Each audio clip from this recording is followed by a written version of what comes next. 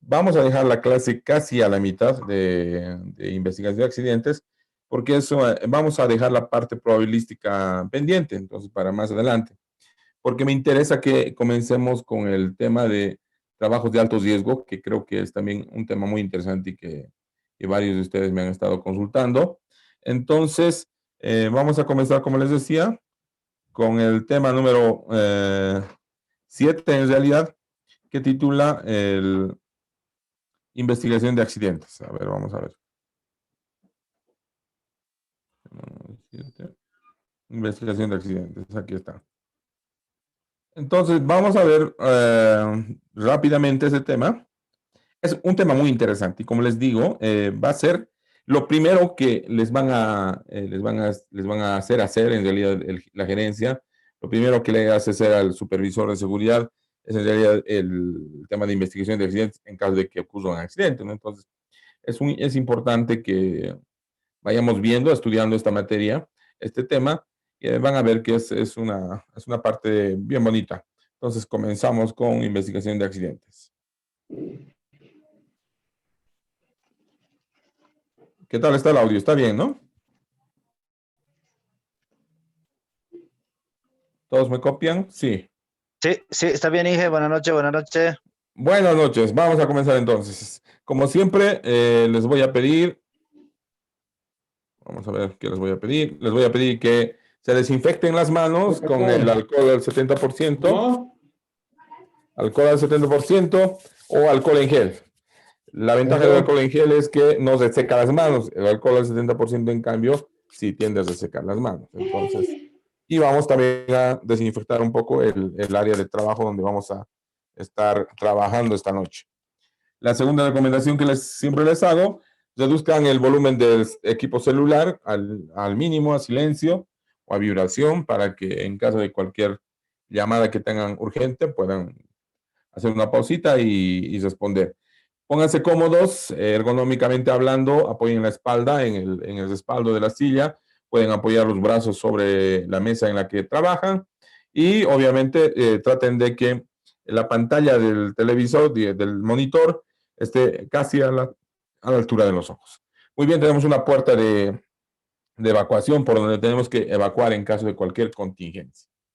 Con las dos máximas siempre comenzamos. El hombre que no esté informado no puede considerarse que esté seguro. Y la seguridad es básicamente el uso correcto de la información y el conocimiento. Esas son nuestras dos máximas, nuestros dos lemas que tienen que acompañarnos siempre a un prevencionista. Muy bien, vamos a empezar. ¿Qué es un accidente? Básicamente, el accidente es todo acontecimiento anormal que se produce en una actividad laboral y que ocasiona o podría haber ocasionado lesiones a las personas y o daños a las cosas, ¿no? Un accidente, hemos dicho, es un acontecimiento anormal. No es normal que ocurra un accidente. No es normal. Es un acontecimiento imprevisto. Nadie prevé que vaya a acontecer un accidente. Nadie planifica un accidente. No podemos decir el día 3 o el día 7 de octubre voy a tener un accidente porque lo estoy programando. No sé. Sería ilógico programar un accidente. Entonces, el accidente es un acontecimiento anormal, no deseado, imprevisto, y que viene a ocasionar daños o lesiones a las personas y daños a las cosas, ¿no? Pueden acontecer accidentes personales que tengan lesiones leves, graves y fatales en la persona. Y pueden acontecer accidentes materiales que tengan consecuencias leves o graves, ¿no? No hay fatalidad en los materiales. El binomio riesgo-daño, vamos a ver, riesgos y daños, ese es el binomio riesgo-daño. Entonces, cuando se juntan los dos elementos, riesgos y daños, entonces podemos decir que ha acontecido un accidente, ¿no? El riesgo y produce un daño es un accidente. ¿Qué podemos hacer ya hemos hablado en la anterior clase, en las anteriores clases, tenemos que conocer los riesgos, tenemos que ver su incidencia y tenemos que priorizar los riesgos, ¿no? Entonces, tenemos que conocer los riesgos, como habíamos pasado en la anterior clase, por medio del análisis de accidentabilidad o análisis de riesgos, podemos ver cuáles son los riesgos, tenemos que descubrir cuál es la incidencia de esos riesgos y tenemos que empezar a priorizar los riesgos. Entonces, los riesgos más altos hemos dicho que son los primeros que tenemos que controlar. Entonces, hay riesgos que son intolerables. Entonces, esos son los que tenemos que atacar. Los riesgos relativos o los riesgos que son menores, digamos, podemos dejar pasar y controlarlos, bueno, visualmente, tratar de aminorarlos, pero a donde tenemos que atacar son a los riesgos que no son tolerables, ¿no? Los daños. Los daños repercuten como accidentes, como enfermedades o como otros daños, ¿no? Entonces, los daños, los accidentes, las enfermedades y otros daños nos van a dar los datos para nuestra investigación. Entonces, este es el binomio riesgo-daño y esta es la relación que tenemos que estudiar cuando vamos a comenzar a hacer nuestra investigación de accidentes. Muy bien. Entonces, esto nos va a indicar que tenemos que hacer una planeación estratégica de la intervención y, obviamente, nuestros elementos para la investigación del accidente. Bien, la investigación de los accidentes de trabajo como técnica de prevención de riesgos. La investigación de accidentes, en realidad, es una técnica de prevención de riesgos. Entonces, cuando ocurre un accidente, hacemos la investigación y eso nos va a servir como herramienta para prevenir, para prevencionar para prevencionar los riesgos y evitar otros posibles accidentes, mismos accidentes, con similares o iguales características. Entonces, esta es una herramienta básica y es una herramienta importante. Esto no quiere decir que en el trabajo tengamos que provocar un accidente para estudiarlo y para prevenir otros, no. Entonces, ¿qué podemos hacer? Hay un montón de posibilidades ahora en Internet para analizar videos, analizar situaciones potenciales de riesgo o accidentes que se hayan ocurrido y podemos hacer la investigación del accidente. ¿Por qué ha ocurrido ese accidente? ¿No? Entonces, el otro día les decía que iba a mostrar un video, vamos a ver si ahora tenemos suerte con los videos, pero eso es un poco la idea. Tratar de buscar videos en Internet, en YouTube, no sé, en lo que sea, videos de accidentes, pues no por morbosidad, pero sí por razones académicas. Las vemos, analizamos y vemos cuáles han sido las causas, cuáles han sido los riesgos que han implicado en que ocurra este accidente. ¿Listo? Entonces, no basta con buscar la verdad. Cuando se hace una investigación de accidentes, no basta con buscar la verdad. En la investigación técnica de los accidentes hay que encontrar la verdad en realidad. Entonces, pues, no tendríamos que buscar la verdad y decir, bueno, puede haber sido que haya sido esto o haya sido esto otro, ¿no? Entonces, en la investigación técnica de accidentes tenemos que encontrar la verdad. Esa es la idea. Investigación de accidentes.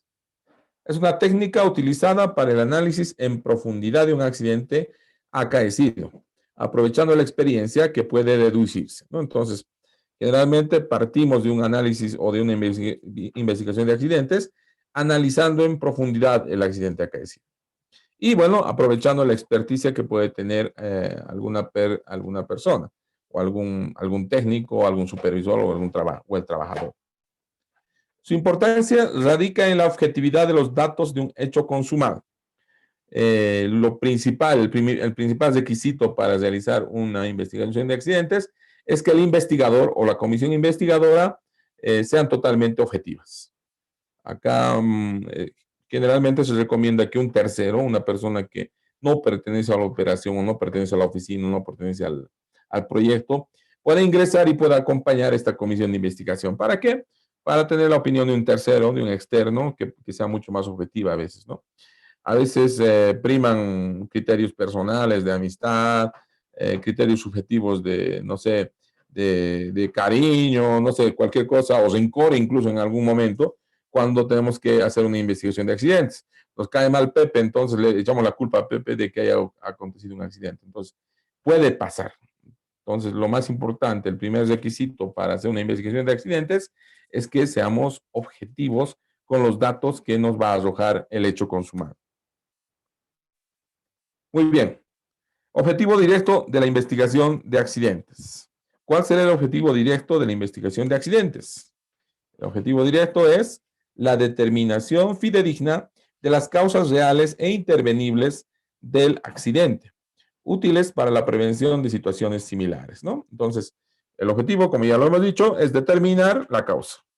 La causa es real.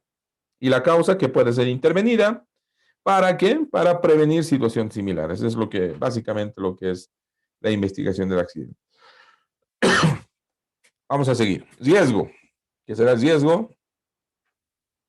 El riesgo es toda situación en una operación que encierra la capacidad potencial de producir una lesión o un accidente. Estamos recordando. Y el suceso. Vamos a ver qué es el suceso. Van a ustedes ver que el riesgo es diferente del suceso. El suceso es todo hecho o circunstancia que desencadena la potencialidad de riesgo, ¿no? Entonces, si bien el riesgo es toda situación que encierra capacidad potencial de producir un accidente o lesión, el suceso es un hecho circunstancial que desencadene el riesgo, la potencialidad del riesgo, ¿no?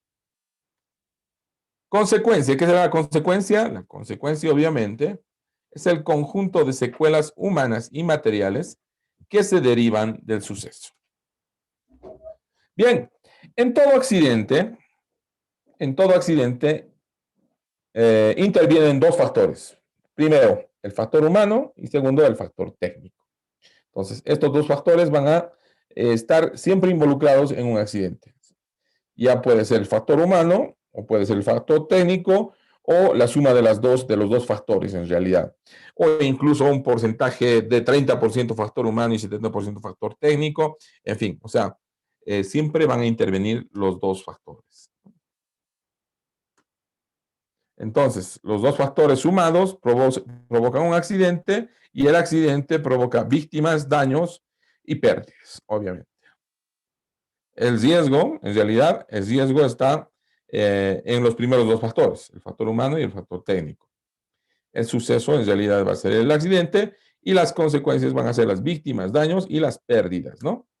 Entonces, vamos a ver, esta cadena o esta secuencia de conceptos nos va a ayudar en el momento de realizar nuestra investigación del accidente.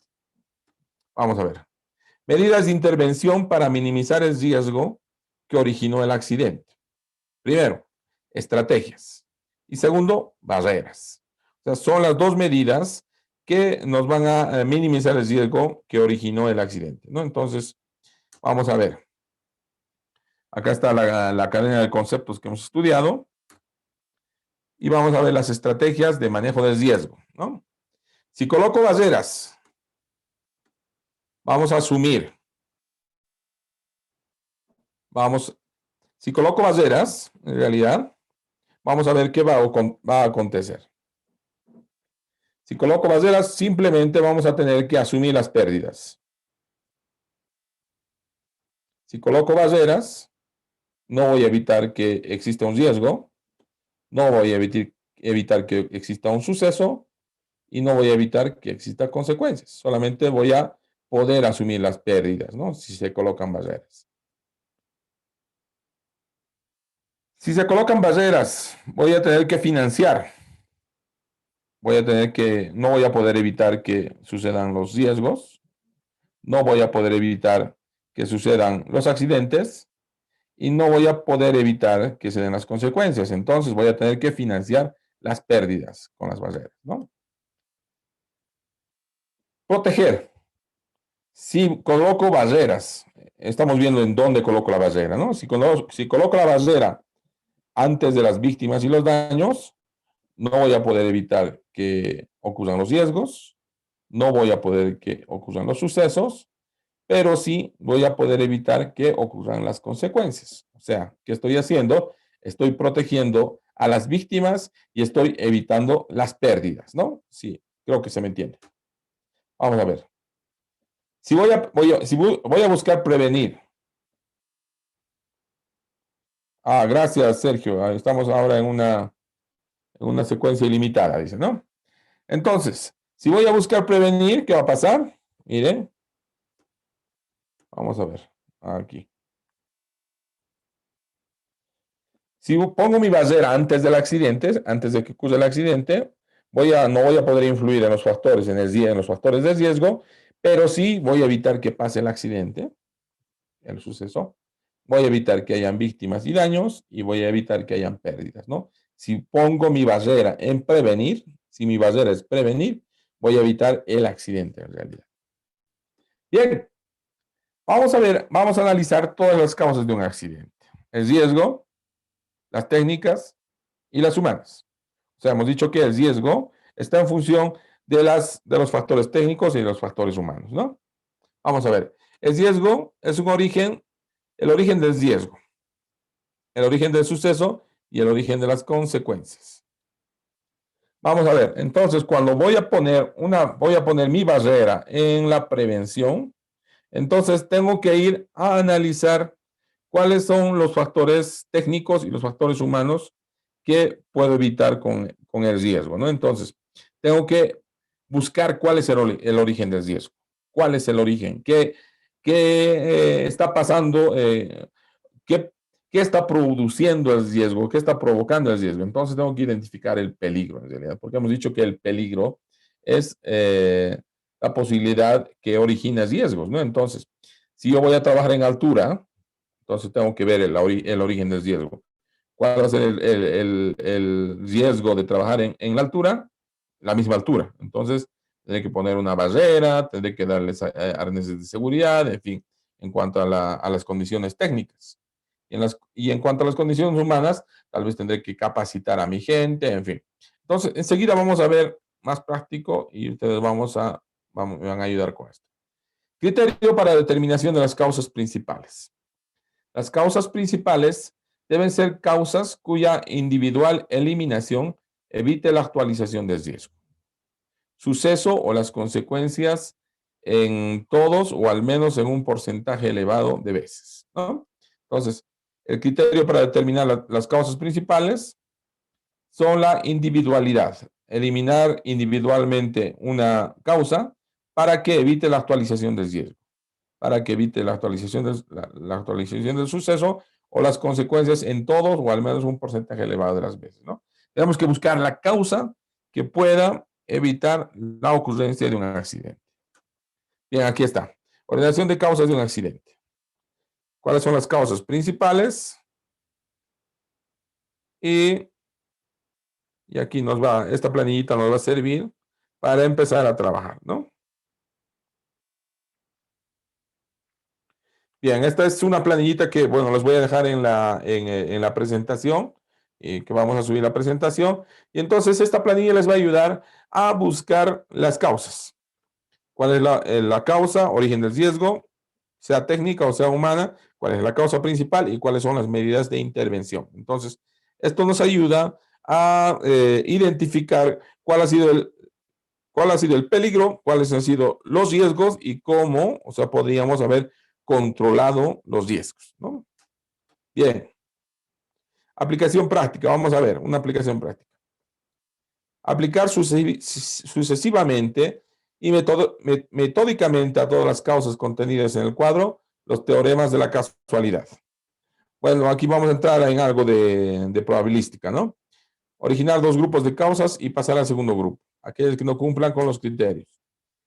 Voy a pasarme al siguiente tema. El siguiente tema son trabajos de alto riesgo y van a ver que nos van a dar elementos para que volvamos sobre este mismo tema y para que hagamos el llenado de las planillas. Miren, este es un modelo guía del informe, ¿no? Que contiene un modelo guía del informe de accidentes. Debe contener los datos del accidente. Debe contener los datos de la visita técnica. Los datos del accidente. Fulanito de tal, que tiene 37 años, que ocupa el cargo de tal cosa, que fue contratado por la empresa en el año tantos para realizar estas labores, ha sido en realidad el que se ha accidentado. ¿Cómo fue el accidente? El accidente fue a las 3 de la mañana en el área de no sé qué, de comercialización, cuando el señor estaba trasladando tal cosa, en fin. Entonces, la idea de los datos del accidente es todo el desarrollo del accidente. Cuándo, quién, cómo, dónde y cómo, ¿no? Datos de la visita técnica. La comisión de investigación del accidente va a hacer la visita técnica, entonces tiene que ponerse los datos de la visita. ¿A qué hora fue la visita? ¿Quiénes hicieron la visita? ¿Cuánto tiempo hicieron la visita? a qué personas se entrevistaron en la visita, ¿no? Los métodos de investigación. ¿Qué método de investigación se está utilizando? El método que les he descrito anteriormente es un método de investigación que está desarrollado en esta presentación que les voy a pasar. Datos del agente material. ¿Cuál ha sido el agente material que ha causado el daño o el accidente? Descripción del trabajo que se realizaba. ¿Qué trabajo realizaba al momento del accidente, el accidentado o el equipo accidentado o la persona accidentada? Descripción del accidente. ¿Cómo fue el accidente? Consideraciones técnicas. Acá tenemos que entrar en detalles con mucha objetividad en el tema de ver cuáles han sido los agentes técnicos o los factores técnicos que han contribuido a la ocurrencia del accidente. Por ejemplo, no sé, fulano de tal ha sufrido un choque del vehículo contra un objeto fijo. ¿Cuáles son las consideraciones técnicas? El vehículo, no sé, no tenía regulados los frenos adecuadamente. O, no sé, la carretera estaba anegada o estaba, no sé, mojada en realidad, ¿no? Y podía derrapar. Entonces, esas son las consideraciones técnicas que hay que colocar. Y las causas principales. ¿Cuáles han sido las causas principales? Podría ser el mal funcionamiento de los frenos, puede ser una causa principal, o puede ser la poca pericia del operador, puede ser también una falta principal. Entonces, aquí tenemos que localizar o identificar las causas principales. Y bueno, ¿cuáles van a ser las conclusiones? Acá en conclusiones, como les he dicho, no se trata de buscar un culpable, no se trata de decir Pepe Pérez es el culpable. ¿Por qué? Porque no sabía operar el equipo y aún así, sin saber operar el equipo, se subió al equipo y operó el equipo y se accidentó. Entonces, el culpable es Pepe Pérez, ¿no? Entonces, la idea no es esa.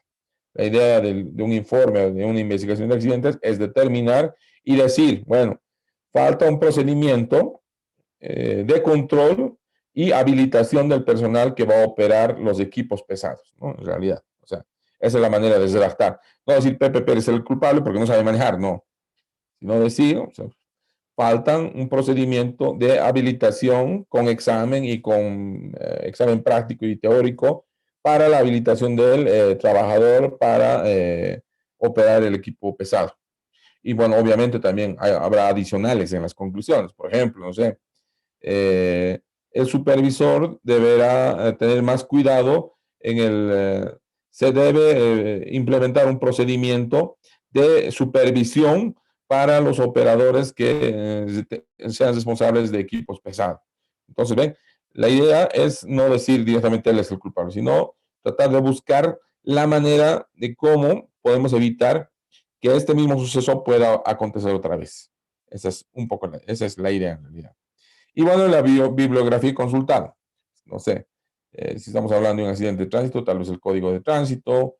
Si estamos hablando de un accidente de izaje, tal vez la norma de izaje. O si estamos hablando de un accidente de caída en altura, tal vez usar la NTS 003, que es la de trabajo en altura. En fin, entonces vamos a tratar de justificar, de respaldar nuestro informe con bibliografía, con datos, con legislación, con normativa. A ver, vamos a ver. Entonces, acá está. Miren, estoy dejándoles todo el material acá. Acá está el material necesario para que ustedes puedan realizar la investigación del accidente. Todo el material lo voy a dejar. He pasado de manera muy rápida este tema. ¿Por qué? Porque hay un tema muy interesante que quiero empezar a ver con ustedes, ¿no? Este tema se llama los trabajos de alto riesgo, que en realidad trabajos rutinarios y comunes, ¿no? Trabajos rutinarios y comunes se llama el título del tema. Entonces, he dejado, como les decía, he dejado muy rápido el anterior tema porque me interesa mucho que vayamos identificando ese tema. Hoy, a ver, les voy a explicar a continuación. Vamos a ver.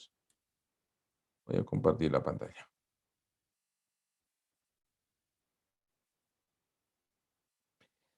Si hay alguna pregunta, la vamos a dejar al final para el tema de investigación de accidentes, pero quiero que, como les digo, quiero que veamos este tema primero. Entonces, el tema número 8 se llama trabajos rutinarios y comunes. En realidad, trabajos de alto riesgo, ¿no? Vamos a ver, vamos a comenzar. Bien, se puede poner el título de rutinario o común a aquellos trabajos que se realizan de forma cotidiana y frecuente, en los cuales no se requiere una capacitación específica, pero sí una experiencia que logre minimizar los riesgos que se tienen al realizar una tarea. O sea, aquí quiero mostrarles que hay dos tipos de trabajo. En cualquier trabajo hay dos tipos de trabajo. En cualquier trabajo. Vamos a hacer un ejemplo rápido. En trabajo de oficina, por ejemplo.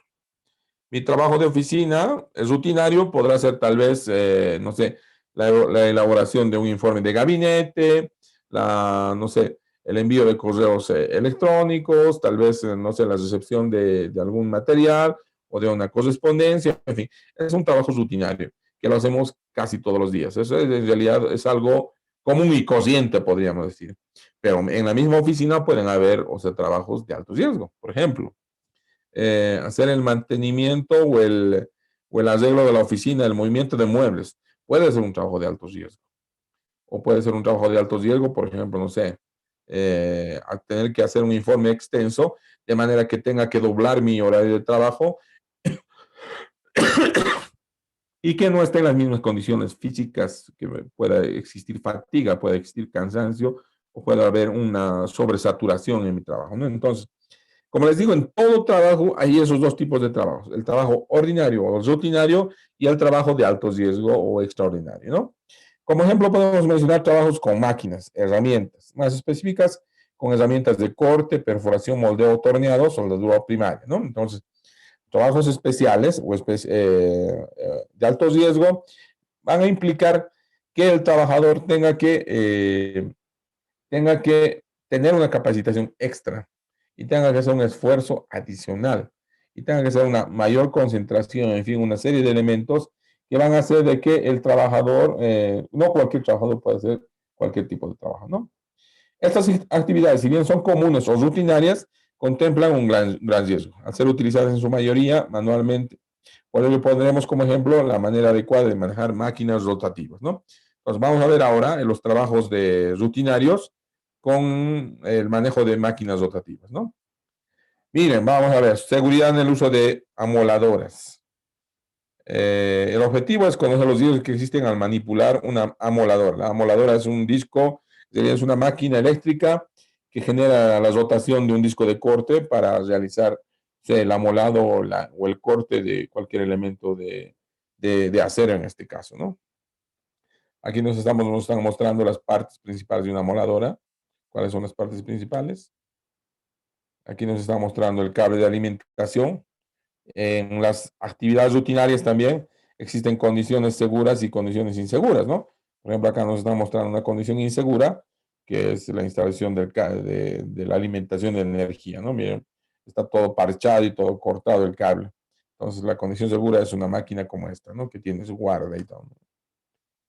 La empuñadura, o sea, la condición segura es que cuente con una empuñadura este equipo. Este equipo necesariamente debe contar con una empuñadura. Y la guarda del disco es obligatorio que cualquier elemento de corte, cualquier equipo de corte tenga este elemento que se llama guarda, ¿no? Eso evita que en caso de rotura del disco de corte o de la moladora o del elemento, que el elemento lance proyectiles, que nos puedan llegar a los ojos, especialmente, nos puedan provocar un corte, ¿no? Factores de riesgo más habituales. Los factores de riesgo con las amoladoras son los golpes y cortes, tanto con la propia máquina, los atrapamientos, la proyección de fragmentos, la inhalación del polvo, el ruido y vibración, y los contactos eléctricos como directos e indirectos, ¿no? Acá miren, tenemos el equipo de protección personal para un trabajador que está realizando el trabajo con estos equipos. Justamente este es Pepe, al que siempre le he hecho la culpa de los accidentes, ¿no? Pues el equipo de protección personal de este trabajador está conformado por los lentes de seguridad, protector facial que está aquí arriba, pero que se tienen que bajar, el casco de seguridad, una máscara para partículas, no es un barbijo, es una máscara o un filtro para partículas, la protección auditiva, que son unos tapones que se colocan en las orejas, el coleto mandil de cuero, que es este, y los guantes de cuero, ¿no? Trabajos específicos o especiales. Entonces, si bien esos otros son los trabajos rutinarios, ahora vamos a definir qué son los trabajos específicos o especiales o de alto riesgo. Se puede definir como trabajo específico o trabajo especial aquellas actividades que se requieren una capacitación especial que ayuden a minimizar los riesgos que contemplan, ¿no? El ejecutarlas. Al ser actividades que son especiales, especialmente críticas, es necesario que se tomen en cuenta todas las condiciones de seguridad, como ser uso de EPP específico, monitoreo de condiciones, etc. Como por ejemplo podemos poner trabajos en altura, trabajos en espacios confinados, trabajos en espacios trabajos en caliente, trabajos de izaje y trabajos de excavación y voladura, ¿no? Vamos a analizar un poquito el ejemplo. Seguridad en operaciones de izaje. Las operaciones de izaje son consideradas como un trabajo de alto riesgo, ¿no? Aquí nos están dando las normas sobre las cuales vamos a realizar un trabajo de izaje, ¿no? Tenemos varias normas que tenemos que cumplir. La ASME, la OSA, la IRAN y la ASME, ¿no? O sea, son la ASME 30.5 que nos habla de la operación con grúas. La OSA 19.026 que nos habla también de seguridad con grúas. La IRAN, que es la norma argentina, que nos habla de inspección, ensayos y operaciones con grúas, ¿no? Y bueno, cada una de estas normas que van a aplicarse en nuestro trabajo. Estamos viendo así rápido para que podamos... Adelante. ¿Alguien me hablaba?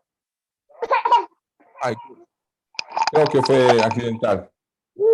Bien, la terminología. Para los trabajos de izaje, acá tenemos la terminología, ¿no? La carga límite de trabajo, que es la carga o fuerza máxima que el producto está diseñado para sostener. La carga de prueba, la carga de estructura y el factor de riesgo. En realidad, estamos viendo, les quiero explicar cuál es la diferencia en realidad, ¿no? O sea, entre un trabajo rutinario y un trabajo de alto riesgo. Bien, así como podemos observar en el ejemplo anterior, son muchas las condiciones que deben cumplirse en un trabajo específico o especial o crítico. Espero yo que este trabajo requiere un determinado permiso y se debe tener el tiempo suficiente, además de la planificación adecuada para tener una actividad exitosa, ¿no? Entonces, a ver, vamos a ver. A lo que quiero llegar es a lo siguiente.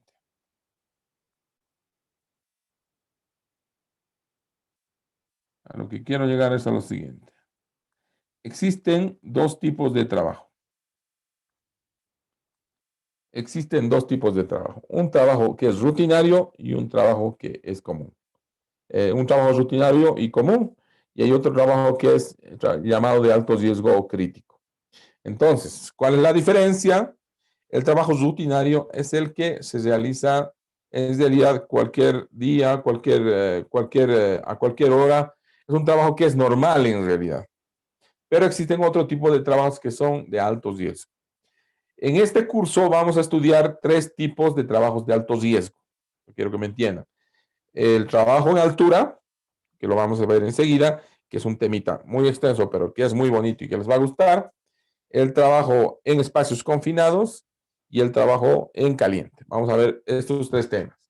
Entonces, hay muchos más, como por ejemplo el trabajo de izaje en altura o el trabajo de izaje. Entonces, ese no lo vamos a ver ahora, pero sí vamos a ver el trabajo en altura, el trabajo en espacios confinados y el trabajo en caliente. Entonces, para luego es tarde, vámonos a ver el primer trabajo crítico o de alto riesgo. Acá está, este es el tema 9. No se preocupen y disculpas porque esté corriendo, pero no quiero que nos quedemos con material.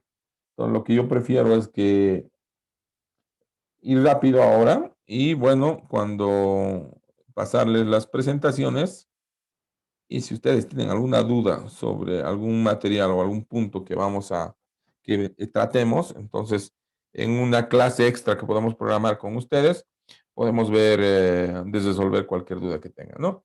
Entonces, este tema me gusta mucho, además es parte de mi especialidad, que es el trabajo en altura.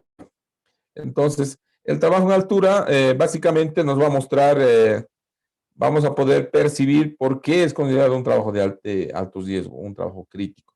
Entonces, vamos a comenzar. ¿Listo? Bien, como siempre, nuestros primeros dos consejos. Bien, acá dice el alcance. Este estándar, o sea, del trabajo en altura, es de aplicación para todo el personal que realiza trabajos en altura en todas las áreas de una actividad laboral, sean supervisores, trabajadores propios, contratistas, subcontratistas, etc. Trabajo en altura, en realidad, se aplica a cualquier personal. Trabajo en altura es considerado cualquier persona que se eleva cierta altura del nivel de la superficie, cierta altura del piso. Entonces, nadie se salva de estar dentro de las consideraciones para un trabajo en altura. Vamos a ver. Aquí pongo siempre esta fotografía que me encanta y me impacta mucho, porque este sí es un trabajo de alto riesgo, es un trabajo crítico. Peor todavía en las condiciones en las que esta gente trabajó al principio del siglo pasado en la construcción de tantos rascacielos en Estados Unidos, en Manhattan especialmente, en Nueva York. Entonces, miren, estos son personas que sin saberlo, sin considerarlo ellos, realizaban uno de los trabajos más críticos, que es el trabajo en altura. No tienen ni un arnés, no tienen ni un gancho, ni una soga para sostenerse de arriba. Miren, y están con los zapatos normales de calle y todo, y con las gorras, y en fin. Entonces, esto sí es un trabajo de alto riesgo, ¿no? Vamos a ver algunos ejemplos de trabajo en altura. Miren, estos señores están realizando el colocado de una cubierta en una planta en la que estoy trabajando ahora.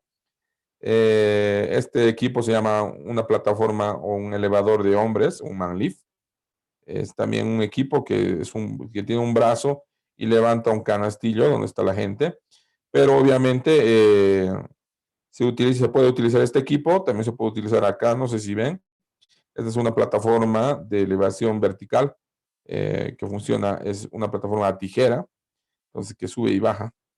Esta tiene la opción el man lift tiene la opción de ser más versátil, se puede mover a todo lado. En cambio, esta solamente se mueve hacia arriba y hacia abajo, ¿no? Y obviamente hay gente que realiza el trabajo sobre la misma estructura, en este caso en el montaje de esta planta, ¿no? Entonces, este es un trabajo, por eso es un trabajo crítico, ¿no? Acá está lo que les decía, este es un elevador de tijera, un elevador vertical también, pero esta gente también está haciendo un trabajo en altura, ¿no? Acá este equipo está haciendo el peinado de un talud, pero también es considerado trabajo en altura, ¿no? Porque si bien, por ejemplo, este puede ser el nivel principal, está sobre este nivel principal, sobre el nivel del piso está este equipo trabajando, ¿no? Entonces puede ocasionar que caigan piedras, que el personal se caiga o la misma máquina se resbale, ¿no? Entonces, este también es considerado un trabajo de altura, un trabajo en altura. Esta es una fotografía de la mina de San Cristóbal, donde, si ustedes se fijan, yo mido unos 63 o 65. Entonces, está ahí a la mitad de la rueda. Entonces, en realidad son, digamos, unos 50, 3 metros, son 450. El operador tiene que subir por toda esta escalinata hasta la cabina. Entonces, durante el trayecto de subir y bajar del equipo, de esta tonka, en realidad se considera también trabajo en altura, porque está sobre el nivel del piso, en realidad como a unos 7 metros de altura, ¿no? Entonces, esto es en Mina de San Cristóbal. Bueno, la misma fotografía que hace rato, pero de un poco más cerca. Estamos viendo que estos jóvenes están utilizando un arnés de seguridad enganchado a un elemento, ¿no? Entonces, este es un trabajo crítico.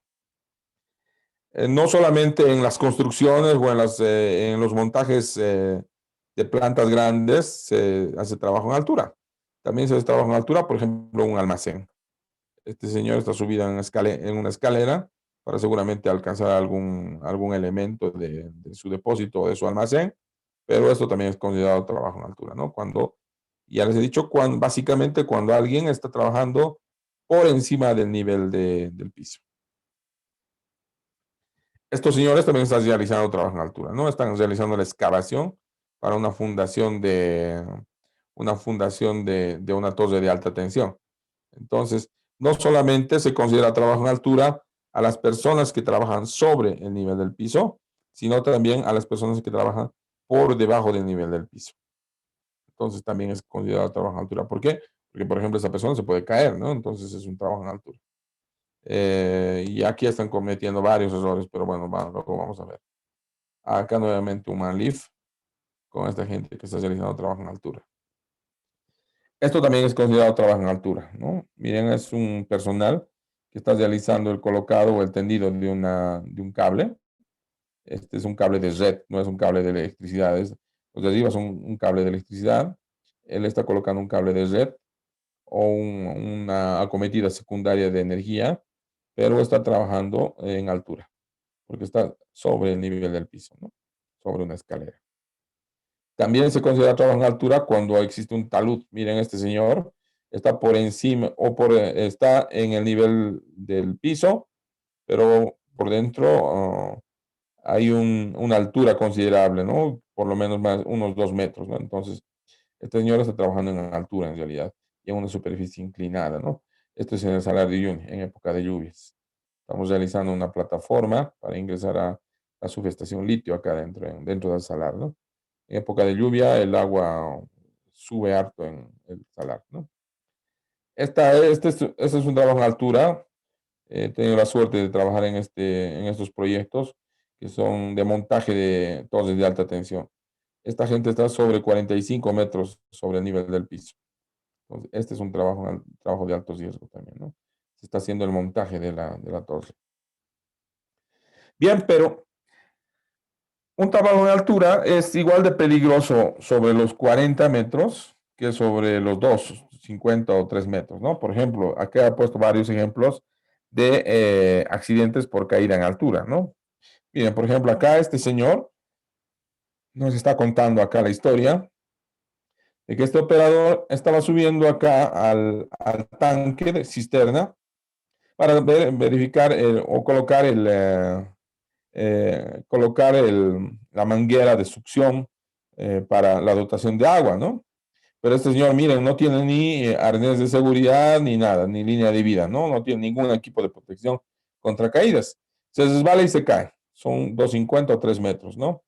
Lamentablemente no logra caer con ambos pies, solamente cae sobre un pie, sobre el pie izquierdo, y como consecuencia se fractura el tobillo, ¿no? Entonces, miren, es igual de peligroso un accidente de 40 metros que un accidente de 250 o 3 metros, ¿no? Otro ejemplo, un trabajador se encontraba en la parte superior de este elemento, este es un transformador de tensión, y estaba verificando las llaves del conservador de aceite. Subió para cerrar esta llave, ¿no? Y al bajar, pisa en la tapadera superior del transformador, la misma que está a una altura de 380 metros más o menos. Pierde el equilibrio y cae. Y se fractura el antebrazo derecho, ¿no? Entonces, esto, miren, son 3 metros, 380 metros. Entonces, como les digo, es lo mismo caerse de 40 metros que caerse de 3 metros, ¿no? La fatalidad está en cualquier rato, cualquier lugar.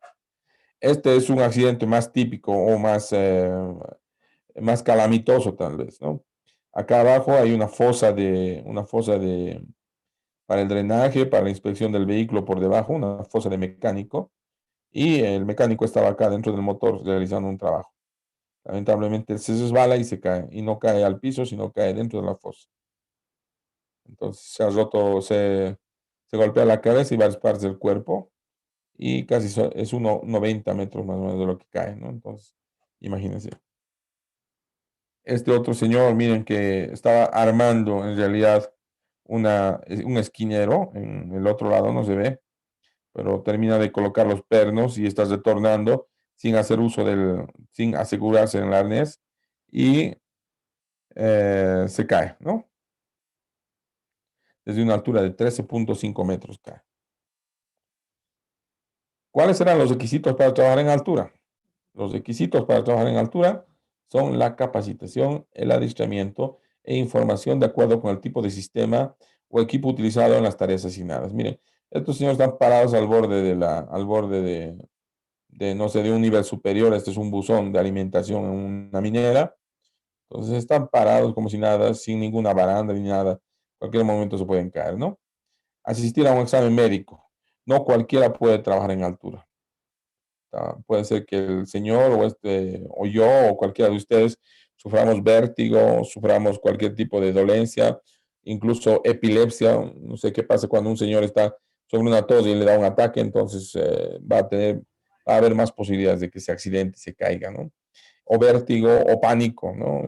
Yo he visto muchas veces trabajadores que suben la torre y ven hacia abajo y la altura les causa pánico y se congelan, ¿no? Y se quedan ahí arriba y no se quieren mover, ni subir ni bajar, entonces hay que subir a rescatarlos, ¿no? Entonces, la gente que hace trabajo en altura debe asistir a un examen médico, ¿no? Debe contar con un análisis de riesgo de la tarea, ¿no? Cuando se va a realizar un trabajo en altura, se debe determinar cuáles son los riesgos que hay, ¿no? El riesgo, obviamente, de trabajar en altura es casi, ¿no? Se debe tener instructivos, manuales o procedimientos para la instalación, operación y mantenimiento de los sistemas o equipos utilizados en trabajo en altura, ¿no?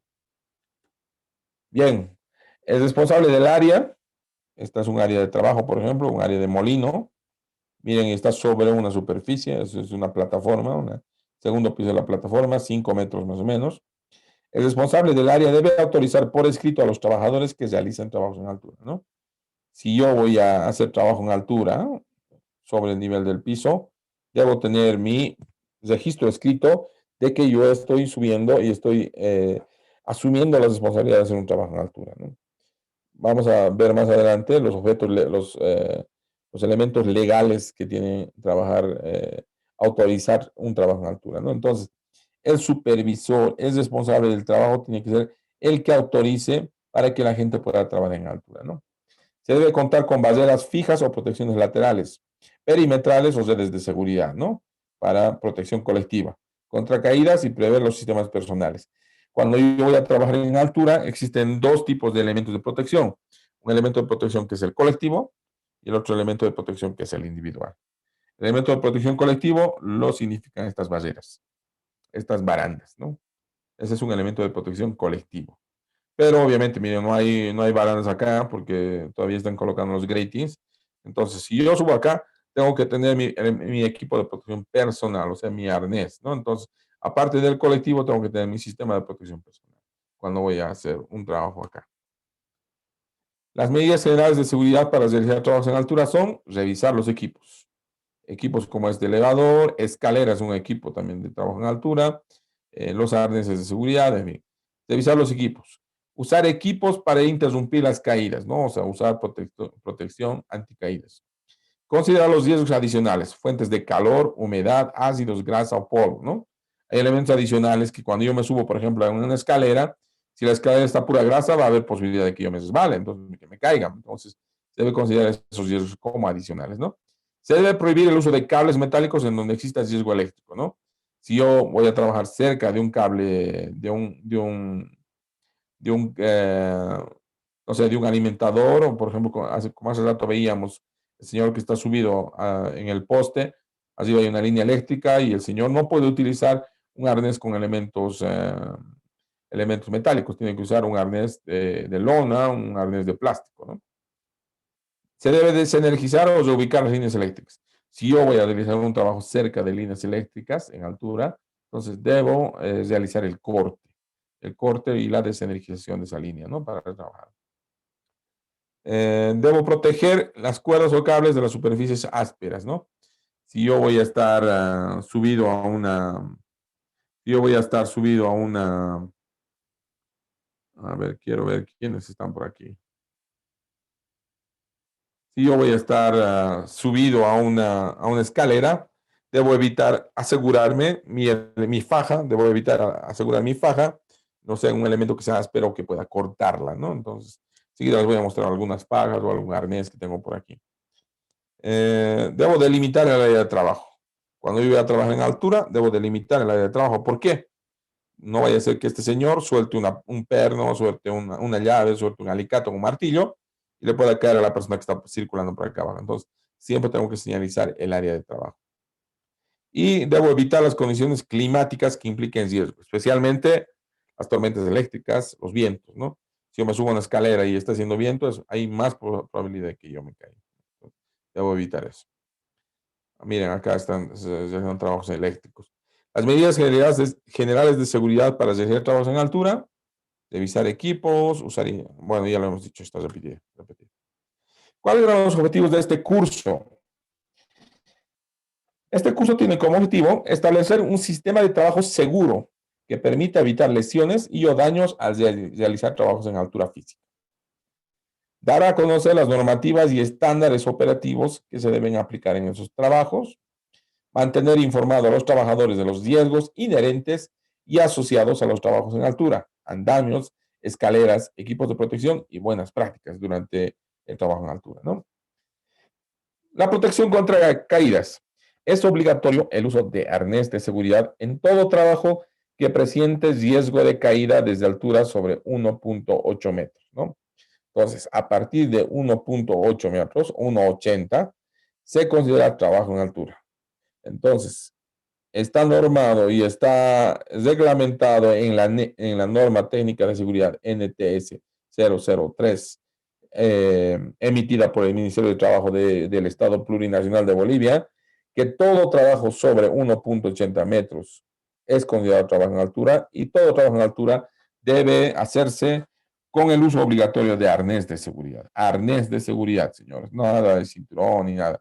Arnés de seguridad y cabo de vida o cola de mono o cola de vida, ¿no? Entonces, hay una normativa, o sea, ese es uno de los avances que tenemos en cuanto a la legislación boliviana. Entonces, ¿qué pasa? Si es que yo incumplo esta normativa, puedo ser sujeto a un proceso civil e incluso penal por cualquier daño que pueda ocasionar como supervisor a un trabajador que no está haciendo uso del arnés de seguridad, ¿no? Entonces, esto es importante que lo sepamos nosotros como prevencionistas, ¿no? Entonces, es obligatorio el uso de arnés de seguridad en todo trabajo que presente riesgo de caída desde alturas sobre 1,80 metros. Zonas con pendiente, como les he mostrado los taludes de hace rato, ¿no? Posiciones inestables en áreas que presenten riesgo de empalamiento por enferradura u otros materiales sobresalientes o desprotegidos, mientras se encuentre sobre plataforma elevada, canastillo colgante, andamio, escalera o similar, ¿no? Entonces, cualquier trabajo por encima de 1,80, no importa que sea la superficie inclinada, la superficie vertical, la superficie plana, lo que sea, el techo, pero que cualquier elemento que esté por encima de 1,80 y por debajo de 1,80, entonces se considera trabajo en altura. Atención, señores. Exigencias. Todos los trabajadores que requerirán utilizar arnés para trabajo en altura. Y los que tengan que usar el arnés para trabajo en altura deben recibir instrucción práctica sobre el uso correcto de este. Las precauciones, la inspección, el almacenamiento y la mantención del equipo que le vamos a dotar, ¿no? Además deben tener un certificado de este curso aprobado. Y todo trabajo en altura requiere un análisis seguro de trabajo, un AST que se llama, o un ART le llaman otros, ¿no? Entonces, cualquier trabajador que necesite utilizar un arnés de seguridad debe recibir la capacitación que lo va a dar el supervisor o el prevencionista. Entonces, lo primero que va a pasar cuando exista un accidente y cuando haya una investigación de accidente por caída en altura, ¿qué será? Lo primero que van a preguntar es, ¿el trabajador tiene a cuánta altura sobre el nivel del piso se realizaba la actividad? 1,80, digamos. Muy bien. O 2 metros, o 2,50. Es más de 1,80. Entonces, con el primer punto de la investigación de accidente, se determina el trabajo como trabajo en altura, o sea, trabajo de altos riesgos. Muy bien. El trabajador que realizaba el trabajo en altura, ¿contaba con arnés de seguridad? Me van a preguntar. Entonces yo diré, sí, señor, el trabajador contaba con arnés de seguridad. ¿Tiene usted el acta o el certificado de dotación o la planilla de dotación del arnés de seguridad para el trabajador? Me dirán. Entonces, sí, señor, yo tengo acá en mi respaldo el certificado de que a mi trabajador le hemos dotado el arnés de seguridad. Muy bien, entonces le dirán, sí, aquí, efectivamente aquí, Juan Pérez sí tiene recibido el arnés de seguridad. Tercero, me dirán, el señor Juan Pérez, usted le dio el arnés de seguridad, pero el señor Juan Pérez ha pasado un curso para manejar, para poder utilizar el arnés. Usted lo ha capacitado para utilizar el arnés. Entonces yo le tendré que decir, sí, señor, efectivamente, el señor Juan Pérez ha hecho este curso de trabajo en altura. Yo le he explicado cómo tiene que utilizar el arnés, cuáles son las partes del arnés, cómo tiene que colocarse el arnés y para qué le sirve el arnés, cuál es el uso correcto, cómo se mantiene, cómo se inspecciona, cómo se almacena. Entonces, sí, efectivamente, acá tengo la planilla de la capacitación que ha hecho Juan Pérez, ¿no? Entonces, ahí se tiene que tener cuidado con todos estos elementos. No se trata solamente de darle al trabajador el arnés y bueno, que se las arregle, ¿no? Entonces, tenemos que respaldar tenemos que tener todas estas evidencias a la mano, ¿no? Juanpi me preguntaba por el chat, el permiso de trabajo. Sí, efectivamente, el AST o el ART es parte de un permiso de trabajo. Entonces, toda actividad de riesgo, toda actividad crítica tiene que contar con un permiso de trabajo escrito, ¿no? Enseguida vamos a ver qué es un permiso de trabajo escrito, Juan, pero muchas gracias por la observación. Y voy a poner como material de este curso, permisos de trabajo para trabajo en altura, para trabajo en caliente y para trabajo en espacios confinados. Entonces, unos permisos de trabajo que hemos ido generando en algunas empresas y algunos en los que yo he trabajado en la redacción, que les voy a pasar para que ustedes vayan viendo cómo son los permisos de trabajo, cómo se deben llenar. El permiso de trabajo, según en realidad, es la evidencia física más tangible, nuestro respaldo jurídico en caso de que ocurra un accidente, ¿no? Si Juan Pérez se cae, lamentablemente se cae y muere, somos sujetos de investigación en realidad y nos van a decir, Juan Pérez sabía el riesgo al cual estaba sometido si aceptaba el trabajo. Entonces, sí, el permiso de trabajo, si lo firma Juan Pérez, en el permiso de trabajo se hace el AST o sea, el análisis de riesgos, ¿no? El ART. Entonces, ahí se le está diciendo cuáles son los riesgos que Juan Pérez va a asumir cuando se suba a una escalera o se suba a una plataforma, ¿no? Entonces, el permiso de trabajo es el respaldo jurídico más importante con el que debe contar el prevencionista, ¿no? Entonces, como colega suyo de ustedes, les recomiendo siempre, guarden mucho cuidado con las evidencias que tienen que generar, ¿no? Ya vamos a ver. ¿Cuáles serán las exigencias cuando se utiliza un arnés de seguridad?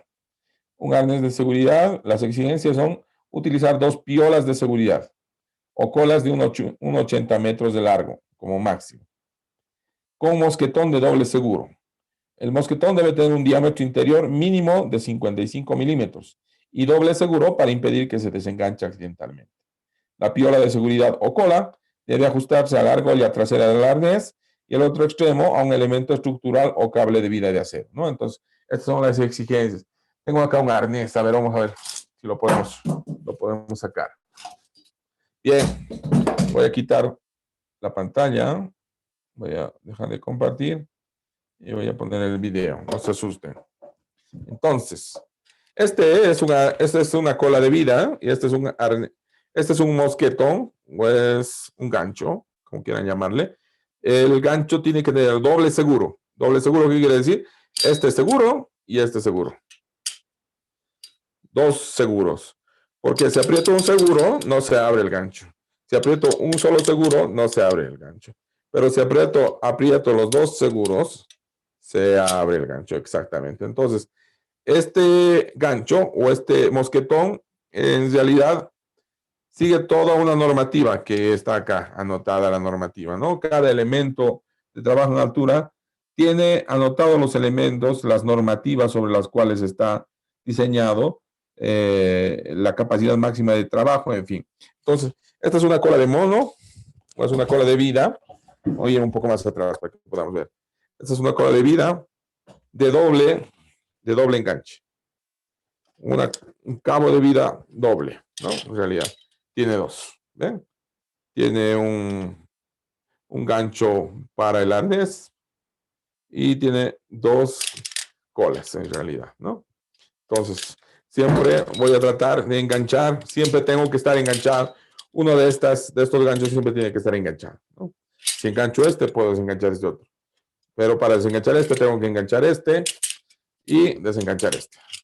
Entonces tengo que hacer ese juego. Cuando yo me voy a atrapar a una estructura se llama paso del oro, ¿no? Entonces voy a ir subiendo de a poco con esto, ¿no? Entonces, Y bueno, acá tengo este absorbedor de impacto, esta cola de mono o esta cola de vida que tengo acá, tiene un absorbedor de impacto y vamos a ver más adelante para qué sirve este absorbedor de impacto. Este absorbedor de impacto, cuando yo caiga, accione el absorbedor de impacto, este elemento se va a romper y va a desprender un pedazo de, un pedazo de cola que está acá envuelta que va a amortiguar el impacto, ¿no? Entonces, de manera que puedan aminorar los daños de la persona que va a caer y va a activar esto, ¿no? Todo elemento de seguridad de altura debe tener todas las indicaciones en las etiquetas. Miren, todas las etiquetas. Entonces, este es un cabo de vida doble. Acá tengo un arnés. Perdón. Acá tengo el arnés de seguridad para trabajo en altura, ¿no? Este arnés es un arnés tipo paracaídas. ¿Ven? Acá está. Que tiene en realidad 4 puntos de apoyo en los hombros y en las piernas. Tiene 2 ganchos laterales, 2 argollas laterales que están acá. Y tiene una argolla principal de la espalda. Entonces, bueno, vamos a ver. Dentro de la presentación están más fotografías y más detalles que les van a ayudar, ¿no? Entonces, bueno, vamos a seguir. No nos vamos a distraer. Como les digo, esta parte es muy bonita y me encanta porque en realidad es una especialidad que yo tengo, ¿no? Bueno, vamos a ver, seguimos adelante. Acá está. Este señor tiene un arnés tipo paracaídas, ¿no? Como les decía, tiene 2 argollas laterales. Este tiene una argolla ventral o más bien dorsal, delantera y trasera. Este equipo es utilizado para rescate especialmente y para subida y bajada en escaleras. Este es un freno vertical que se utiliza para escaleras, ¿no? Y bueno, aquí está un señor que está con arnés tipo paracaídas con los ganchos, ¿no? Como el equipo que les he mostrado. Una de las piolas o colas debe mantenerse conectada a un cable de vida el 100% del tiempo, ¿no? Lo que les decía. Uno de los ganchos o mosquetones tiene que estar enganchado. Que el trabajador se encuentre en altura o con riesgo de caída. En trabajos de soldadura debe usarse piolas de acero, es lógico, ¿no? Si yo voy a realizar un trabajo de soldadura y mi cola de vida va a ser de plástico o lona, entonces va a tener a quemarse. Entonces debo tener una piola de acero, ¿no? Una cola de vida de acero. O una cola de mono de acero. El cable de vida de acero tiene que ser de media pulgada de diámetro, sostenido en sus 2 extremos con un mínimo de 3 prensas Crosby, ¿no? Entonces, vamos a ver ahorita. Esta es una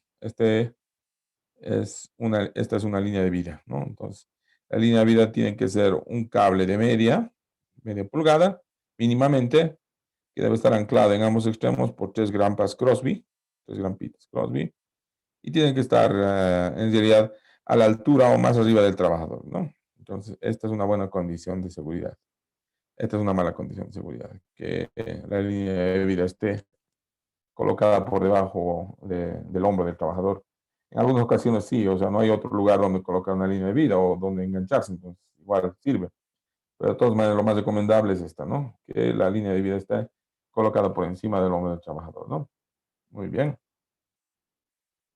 Exigencias. En cables de vida verticales se usarán poleas, piolas con terminables de freno de alpinista. Este freno vertical, que deben conectarse a la arnés de seguridad o argolla a través de la D del pecho, ¿no? Lo que les mostraba hace rato. Las piolas o colas de seguridad no pueden ser utilizados para ningún otro propósito que no sea el de proveer protección contra caídas, ¿no? No se puede utilizar el gancho de la cola de vida de mono para pasarse herramientas. No puede colocarse para aguantar o subir un perfil, no sé. Solamente sirven para asegurar el equipo y al trabajador, ¿no? Las piolas o colas no deben tener nudos, ¿no? No se deben realizar nudos de ninguna manera. Se prohíbe mantener en uso arneses que presenten separaciones o alteraciones en sus diseños originales, ¿no? Está prohibido modificar el arnés de seguridad. Es un incumplimiento grave el modificar el arnés de seguridad, cortarlo, anudarlo, soldarlo, coserlo, no sé. Cualquier tipo de anomalía en realidad ya es un incumplimiento grave. Exigencias. Todo arnés, toda cola de vida, todo equipo de protección contra caídas debe realizarse una inspección mensual documentada. Existen 3 tipos, hasta 4 tipos de inspecciones que debo realizar a mi equipo, ¿no? Una inspección preuso, cada vez que voy a utilizar mi equipo. Una inspección post-uso, cuando he terminado de hacer mi trabajo y me quito mi arnés, tengo que realizar una inspección rutinaria, que puede ser semanal, puede ser mensual, no sé, y una inspección no programada, sorpresa, cualquier rato. Entonces, yo como supervisor puedo ir cualquier rato y decirle, quiero inspeccionar tu arnés, y bueno, tengo que inspeccionar, ¿no? La inspección rutinaria o mensual o anual, bueno, va a depender en función del uso que le voy a dar a mi arnés, ¿no? Si uso mi arnés diariamente, por ejemplo, si soy liniero, voy a utilizar mi arnés diariamente, entonces haré mi inspección en realidad semanal, ¿no? Y documentada. Tal vez si uso mi arnés una vez o 2 veces al año, haré mi inspección una vez al año, ¿no? No es suficiente. La inspección del EPP y sistemas de protección contra caídas, previa al uso, lo que les decía, preuso, posuso, rutinaria y sorpresa. Todo arnés o componente del sistema de protección contra caídas que presente cualquiera de los siguientes daños: corte, grieta, desgaste, estiramiento indebido, enmohecimiento, corrosión, salpicadura con sustancias que afectan su resistencia, defectos de funcionamiento, quemaduras, costuras deshiladas, deformación o daño en las argollas, hebillas o similares, debe ser retirado de servicio y destruido, ¿no? La mejor manera de inhabilitar un arnés es agarrar una tijera y cortar, ¿no? Entonces, cuando identificamos que un arnés presenta algún daño, lo mejor es destruirlo, cortarlo, retirarlo, ¿no? No marcarlo, sino cortarlo directamente, porque prefiero pagar 1.000 bolivianos o 1.500 bolivianos que cuesta un arnés que pagar la vida de una persona que se caiga, ¿no? Entonces, no, con arneses de seguridad y en trabajos en altura yo no corro riesgo, ¿no? Entonces, es siempre mejor, o sea, tener estas precauciones. Muy bien. Se recomienda colgarlo de la argolla posterior en un lugar limpio y seco, que no reciba luz solar directa, y verificando que en el lugar de almacenamiento no exista presencia de sustancias químicas, volátiles, corrosión, humo y similares. Si el equipo de protección contra caídas ha sido utilizado para limitar o detener una caída, debe ser retirado inmediatamente del servicio y destruido, ¿no? Si el arnés se ha activado, debe ser retirado. Bien, acá están unos señores. Acá, este señor tiene un arnés. Bueno, todavía no está trepando, entonces no está enganchado, ¿no? Este otro señor sí está trepado, también tiene su arnés de seguridad, ¿no? Está conectado a la línea de vida ahí. La protección contra caídas es absolutamente obligatoria. Los trabajadores que no la utilicen cuando sea requerido serán objetos de acciones disciplinarias que considerarán el retiro permanente e inmediato del proyecto cuando exista exposición al riesgo en forma inminente o insistencia en la violación de este requerimiento, ¿no? Entonces, es obligatorio que cualquier persona que haga su trabajo por 1,80 metros o más de altura, o más hacia arriba o más hacia abajo, debe utilizar arnés de seguridad. Trabajos en altura. ¿Cuáles son las exigencias para el trabajo en altura? El trabajo en altura debe ser realizado solamente por personal apto. Todo trabajo en altura requiere un análisis seguro de trabajo, una ST y un permiso de trabajo. En trabajos en altura se debe contar con bolsas de lona resistente u otro similar para transportar, izar o mantener guardados los materiales menores, las herramientas. Las herramientas portátiles deben encontrarse aseguradas, amarradas a la estructura o elementos estables individualmente, ¿no? Si yo voy a utilizar, por ejemplo, un disco de corte, voy a utilizar, no sé, una tenaza, voy a utilizar un torcómetro, entonces utilizaré una piola para amarrarlo a mi equipo, a mi cinturón de seguridad o a la misma estructura, ¿no? De manera de que evite que esta herramienta pueda caer y pueda dañar a alguna persona que está abajo, ¿no? Está prohibido lanzar materiales o herramientas de un nivel a otro, ¿no? Generalmente, ¿qué pasa? Juan Pérez o Pepe Pérez sube a la estructura y se olvida un flexómetro, ¿no? Entonces le grita al de abajo: hey, hermano, pásame un flexómetro. Entonces el de abajo le bota el flexómetro y a veces no tiene la pericia para agarrar el flexómetro, entonces se cae, ¿no? Entonces está prohibido hacer ese tipo de pases, ¿no? Para eso se debe habilitar una soga que se llama la soga de servicio, que es con una doldana que sirve para subir, para pasarle materiales, herramientas, cualquier tipo de elementos que la persona que está trabajando en el nivel superior necesite, ¿no? Trabajos en altura. Está prohibido el uso de cordeles de fibra como elemento de sujeción en trabajos de soldadura, obviamente. No se puede utilizar elementos de fibra, o cordeles o de plástico cuando estoy realizando trabajos de soldadura, oxicorte o cualquier trabajo en altura con llama abierta, ¿no? Porque pues, se va a quemar y me voy a caer, ¿no? Todo herramienta o material debe ser revisado cuidadosamente en el nivel del piso antes de iniciar el ascenso, ¿no? No puedo hacer que mi trabajador suba y después yo subir para revisarle el arnés arriba. Es lógico que tiene que realizarse la revisión de todos los equipos de seguridad, equipos de protección, cuando el trabajador se encuentre en el nivel del piso. Toda área de trabajo en altura debe delimitarse por barreras o cintas de advertencia, dependiendo del tipo de trabajo. Además, debe instalar señalética de advertencia, ¿no? Es necesario colocar cinta roja cuando no está permitido ningún tipo de traspaso de la gente al área donde se está trabajando, ¿no? O cinta amarilla cuando eventualmente alguna persona puede pasar, ¿no? Con el permiso del área, del supervisor del área. Lamentablemente acá en Bolivia no estamos acostumbrados a utilizar este tipo de señales o de códigos de cintas de seguridad, ¿no? Entonces, en otros países es otro nivel. En otros países solamente se coloca un cono y el cono es suficiente para advertencia para que el trabajador pare y vea por qué está el cono ahí. Vea hacia arriba, vea hacia los lados y vea efectivamente si está realizando un trabajo, no traspasa el área segura. Pero bueno, acá incluso con cinta amarilla o cinta roja, el trabajador generalmente levanta la cinta y se pasa, ¿no? Entonces le puede caer algo de arriba, ¿no? Entonces es importante que insistamos en nuestros trabajadores. Bueno, incluso no solamente en una obra grande, sino también incluso en una oficina. Cuando veamos un cono o cuando veamos la señalética de piso mojado, el trabajador debe estar acostumbrado a respetar esa señalética, o sea, a esperar, no a hacer cualquier tipo de imprudencias rebasando la señalética que está de precaución, ¿no? Está prohibido dejar materiales, herramientas sobre las estructuras o plataformas o niveles superiores cuando existe riesgo de caída de estos, ¿no? Cuando yo termino de hacer mi trabajo en altura, debo revisar que toda la plataforma superior, todo el lugar donde he trabajado, no tenga ningún perno, ninguna herramienta, ninguna tuerca, ni nada que pueda caer a la persona que está abajo, ¿no? Uso y manejo de escaleras.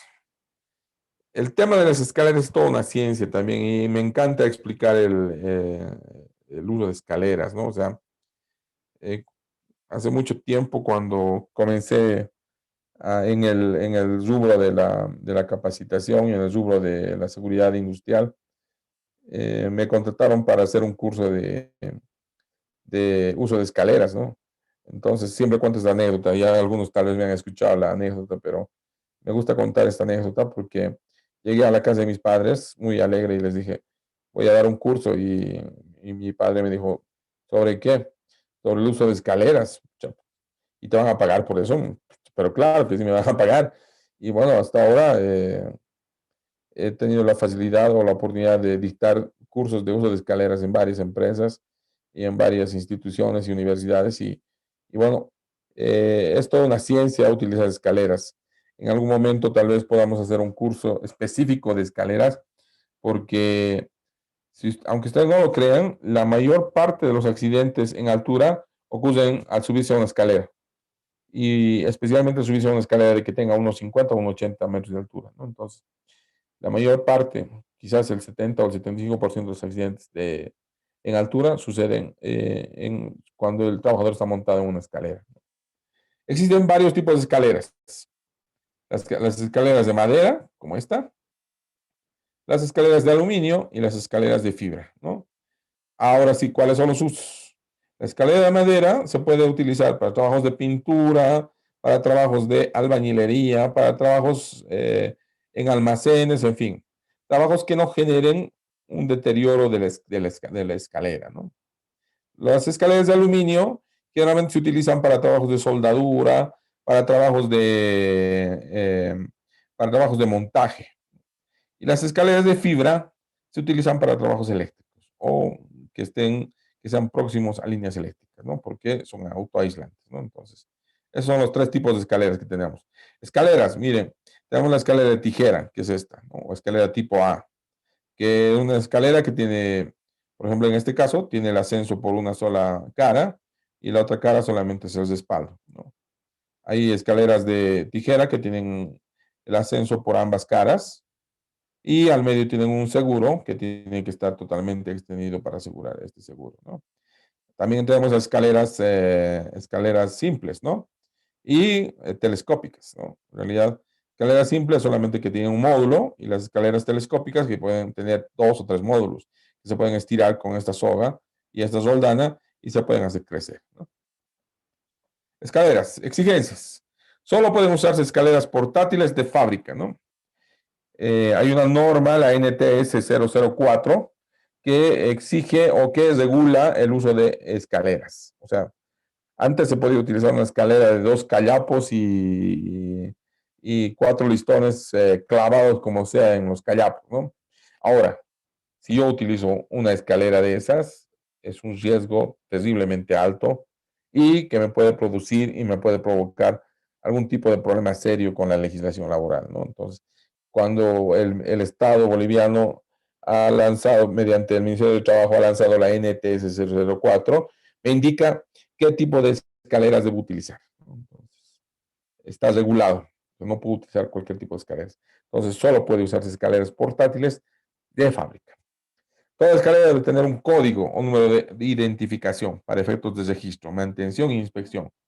Toda escalera tiene que tener un código y, al igual que el arnés, al igual que la cola de vida, al igual que todos esos elementos, la escalera también tiene que tener un CARDEX donde yo vaya haciendo la inspección regular, ¿no?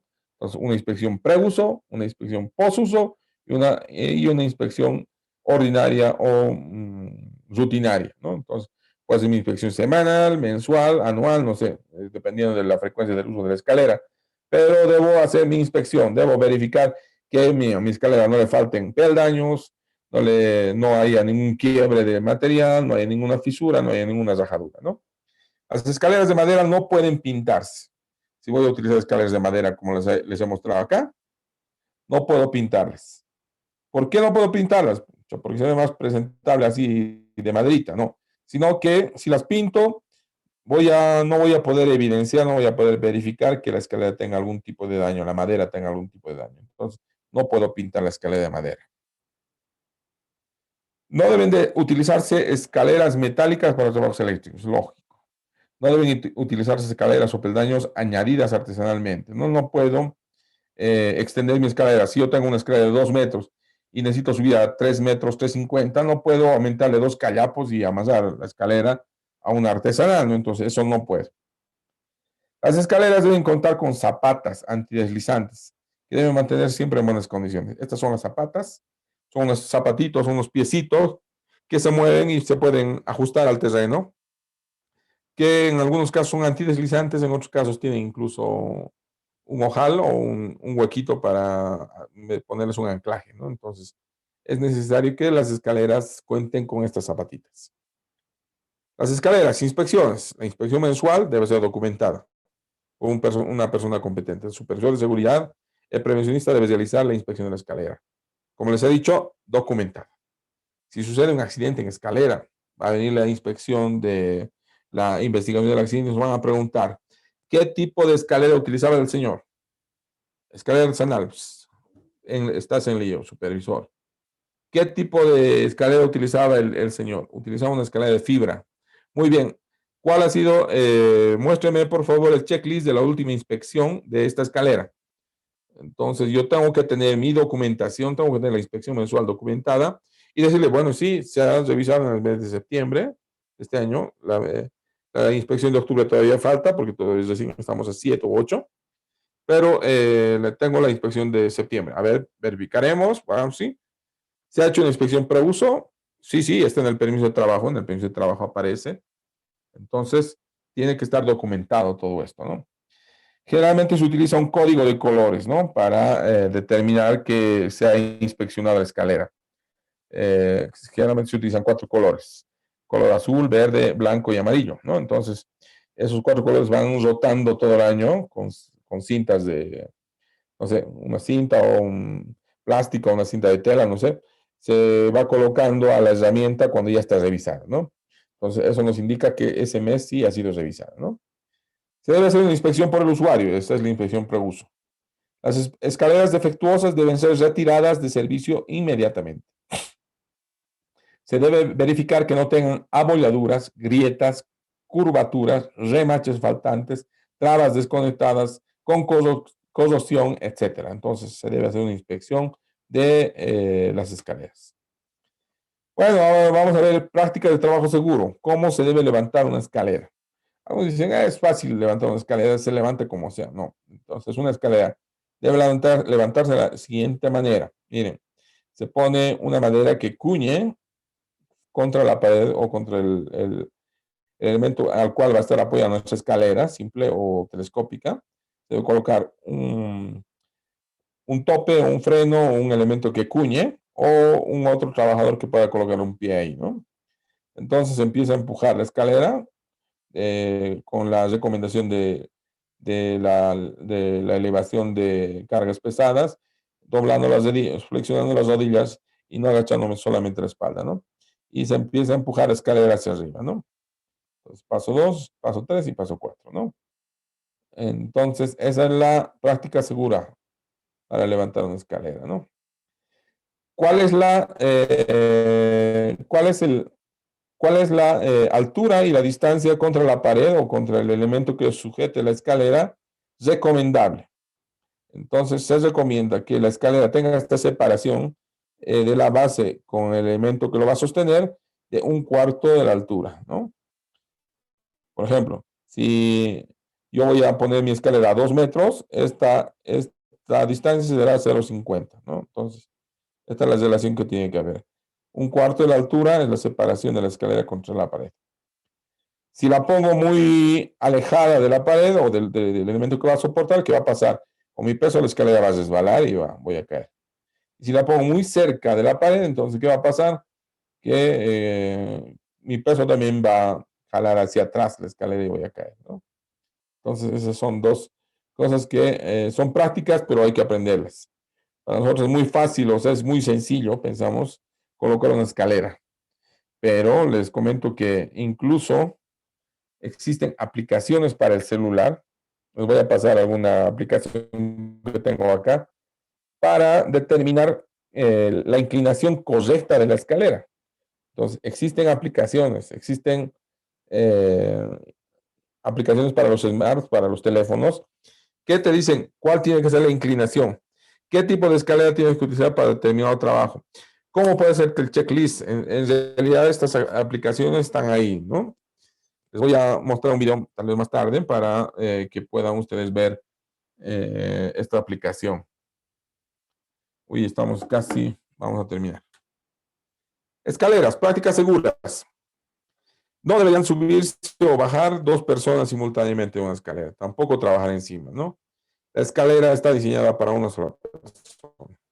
Aunque sea una escalera de tijera o tipo A, no pueden subirse 2 personas en la misma escalera. Solamente la escalera está diseñada para que una sola persona pueda subirse y trabajar ahí, ¿no? Entonces, obviamente, dice, no pueden subir y bajar 2 personas simultáneamente, ¿no? Obviamente, tal vez subirá, si estamos subiendo un techo, el primer trabajador termina de hacer la escalada hasta el techo para que el segundo trabajador suba. Entonces, así sucesivamente. Nunca 2 personas o más en una escalera, ¿no? Y siempre debe subir y bajar la escalera de frente a la escalera, ¿no? O sea, esta es una mala práctica. Subir de espaldas a la escalera es una mala práctica. Cada escalera debe ser amarrada en su parte superior con un cordel, cable o soga para evitar su desplazamiento. Cuando este señor va a empezar a subir, este señor le agarra, en realidad, empieza a subir, la agarra y él tiene que colocar una faja, una cinta, un cordel o una piola a cualquier elemento que exista arriba para asegurar la escalera y evitar que baje, ¿no? Mientras el trabajador esté amarrando este cordel o este peldaño a la estructura, el señor de abajo no tiene que soltar la escalera, ¿no? Entonces tiene que mantenerla apoyada, en realidad, ¿no? Una vez que el señor termine de asegurar la escalera, este otro señor sí podrá dejar de sostener la escalera, ¿no? Buenas prácticas. ¿Cuáles son las buenas prácticas? Miren, es necesario que cuando coloco una escalera y quiero subir a la plataforma superior, mi escalera tiene que rebasar el nivel superior aproximadamente en un metro o 3 peldaños. Si es que no queremos calcular la altura con un flexómetro, entonces tenemos que calcular la altura de la escalera, del nivel de sobrepase de la escalera en 3 peldaños, en realidad.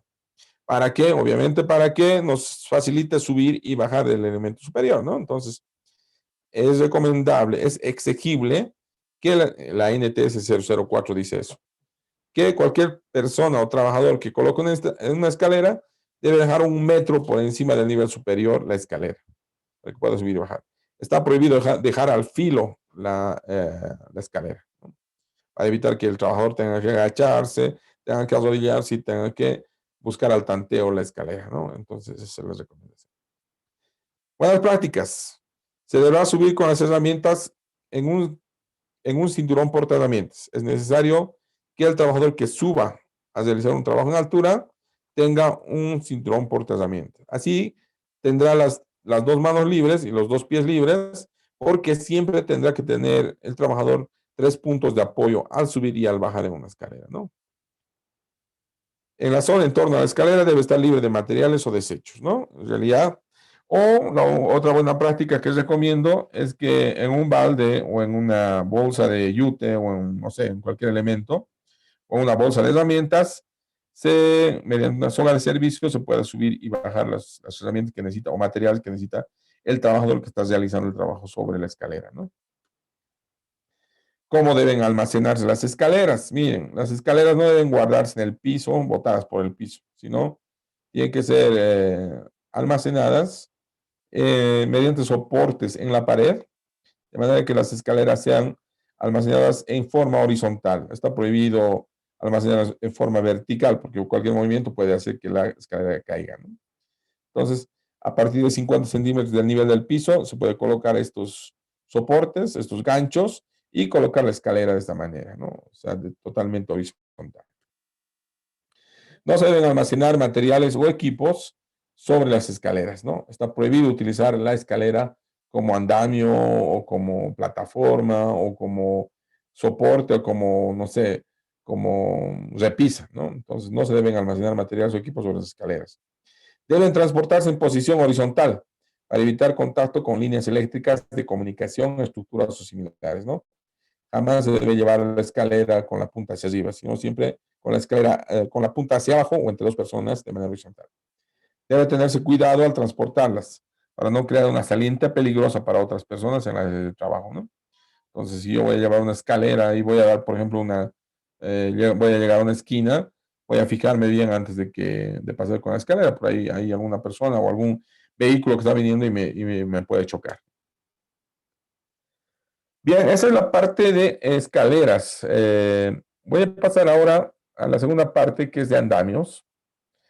Andamios es el segundo elemento más utilizado para trabajos en altura, ¿no? Entonces, estas son algunas recomendaciones que vamos a dar para el trabajo en altura mediante el uso de andamios, ¿no? El andamio debe ser metálico, tubular, fabricado o certificado por una empresa especialista en el tema. Acá en Bolivia tenemos una empresa con la cual tengo la posibilidad de trabajar. Los andamios alemanes de marca Layer son uno de los pocos equipos de andamiaje certificados acá en Bolivia, ¿no? Entonces, perdón que haga la propaganda, pero para cualquier persona que necesite andamios, puedo contactar con los andamios Layer, que acá los distribuye Armac, una empresa en Cochabamba, Santa Cruz y La Paz, que es la única empresa en Bolivia, bueno, una de las pocas empresas en Bolivia que nos ofrece certificados, nos ofrece andamios certificados en realidad, ¿no? ¿Cuándo sé que un andamio es certificado? Cuando tiene este tipo de impresión en los laterales que dicen que este andamio está certificado mediante norma. La NTS 005 exige que todo elemento o todo trabajo en altura que utilice andamios debe utilizar andamios certificados, no fabricados artesanalmente, no improvisados, exactamente, no improvisados. Entonces es importante que los tomemos en cuenta, ¿no? Un andamio metálico tipo catre, miren, este es el andamio metálico tipo catre, está limitado para alturas máximas de 6 metros, ¿no? Si yo voy a utilizar este andamio tubular tipo catre, solamente podré usar 3 módulos, porque los módulos vienen de 2 metros, entonces solamente 3 módulos porque son 6 metros, ¿no?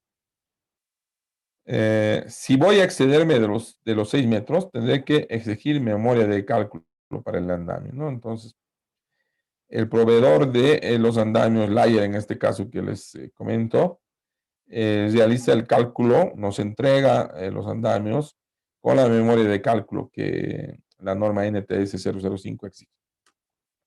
Montar el andamio, se debe montar el andamio siguiendo las especificaciones del fabricante. En el levantamiento de los andamios no debe mezclarse componentes de diferentes tipos, ¿no? Cada andamio tiene los elementos claves o los elementos adecuados para realizar el armado del andamio, ¿no?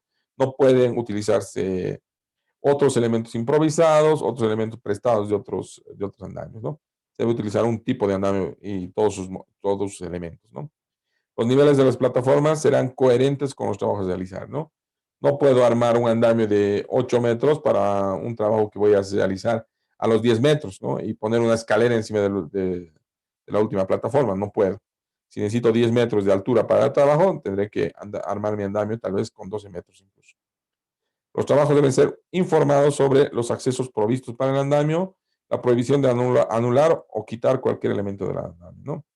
Todo trabajador debe ser informado. O sea, cómo tiene que subir al andamio, ya sea por la escala exterior, como en este elemento tipo catre, o ya sea por la escala interior, como en este otro elemento, ¿no? Entonces, debo informarle al trabajador y debo decirle, este andamio tiene escala interior, entonces está prohibido que usted suba y baje por la parte externa, ¿no?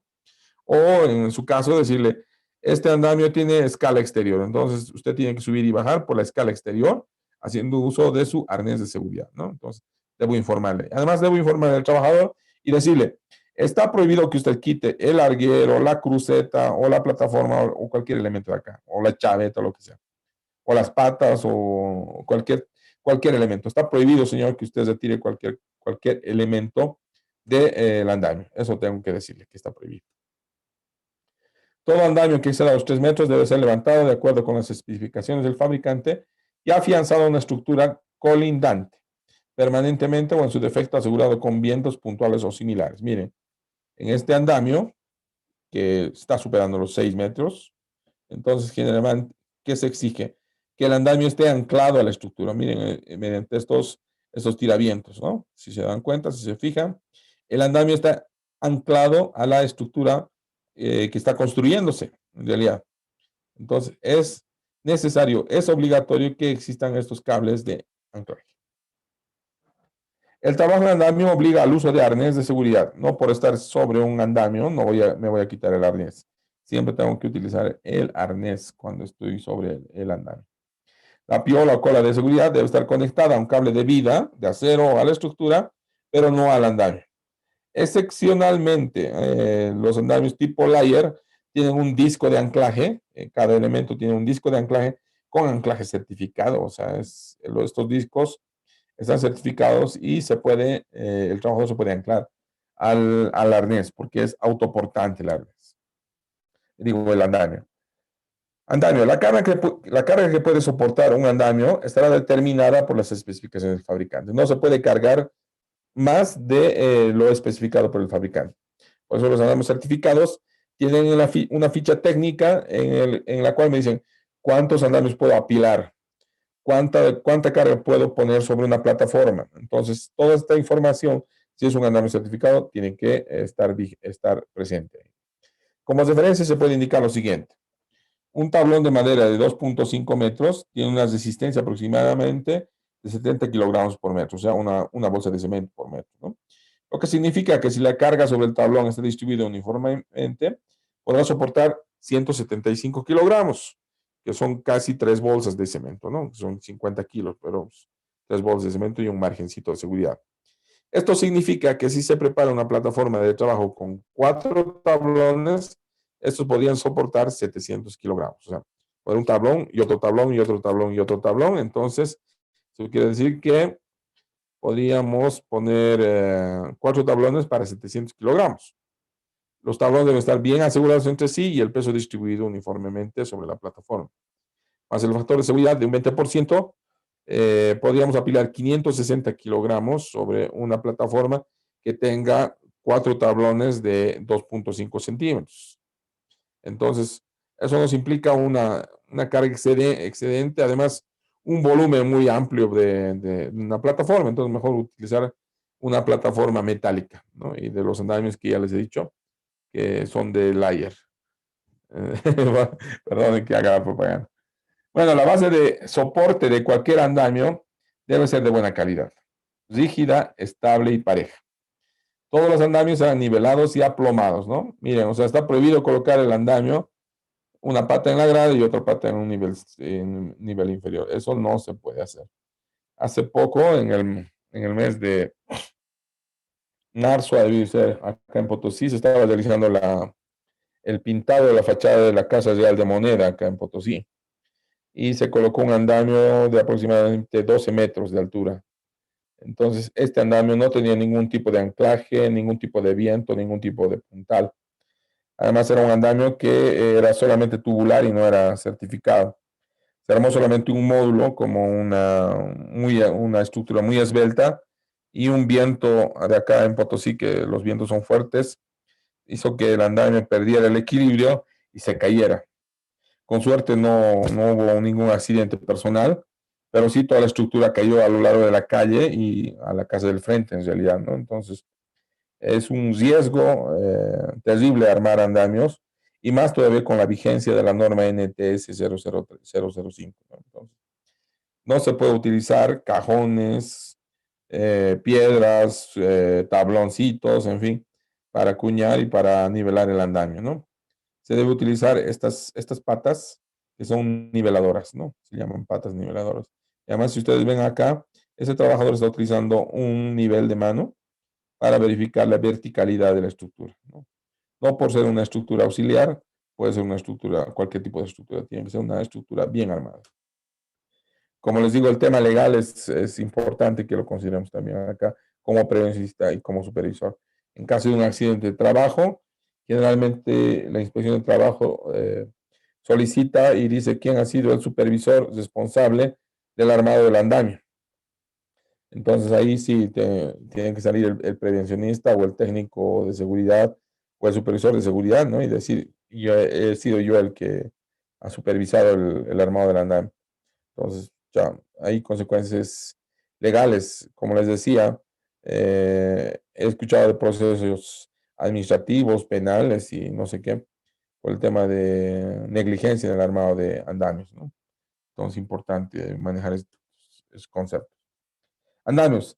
El supervisor a cargo debe inspeccionar los componentes individuales del andamio antes de comenzar a levantarlo, ¿no? Antes de armar el andamio, debo verificar que todo el andamio esté completo. Diariamente, el capataz o supervisor responsable del andamio debe hacer una inspección documentada para asegurar que se encuentren con todos sus componentes. Siempre hay algún pillín que le saca una chaveta o le saca una de las piezas, no sé, para cualquier cosa. Entonces, el capataz o supervisor debe realizar siempre, diariamente, su inspección. Cualquier componente de los andamios que se encuentre dañado debe ser reemplazado de inmediato y no debe ser reparado. Debe darse de baja y debe ser retirado del proyecto, ¿no? Cualquier pieza que sufra algún tipo de torcedura, dobladura o no sé, o rajadura, no sé lo que sea, debe ser retirado. No se pueden reparar estas piezas. Andamios, las exigencias. Todo andamio debe tener una zapata antideslizante, metálica y o regulable.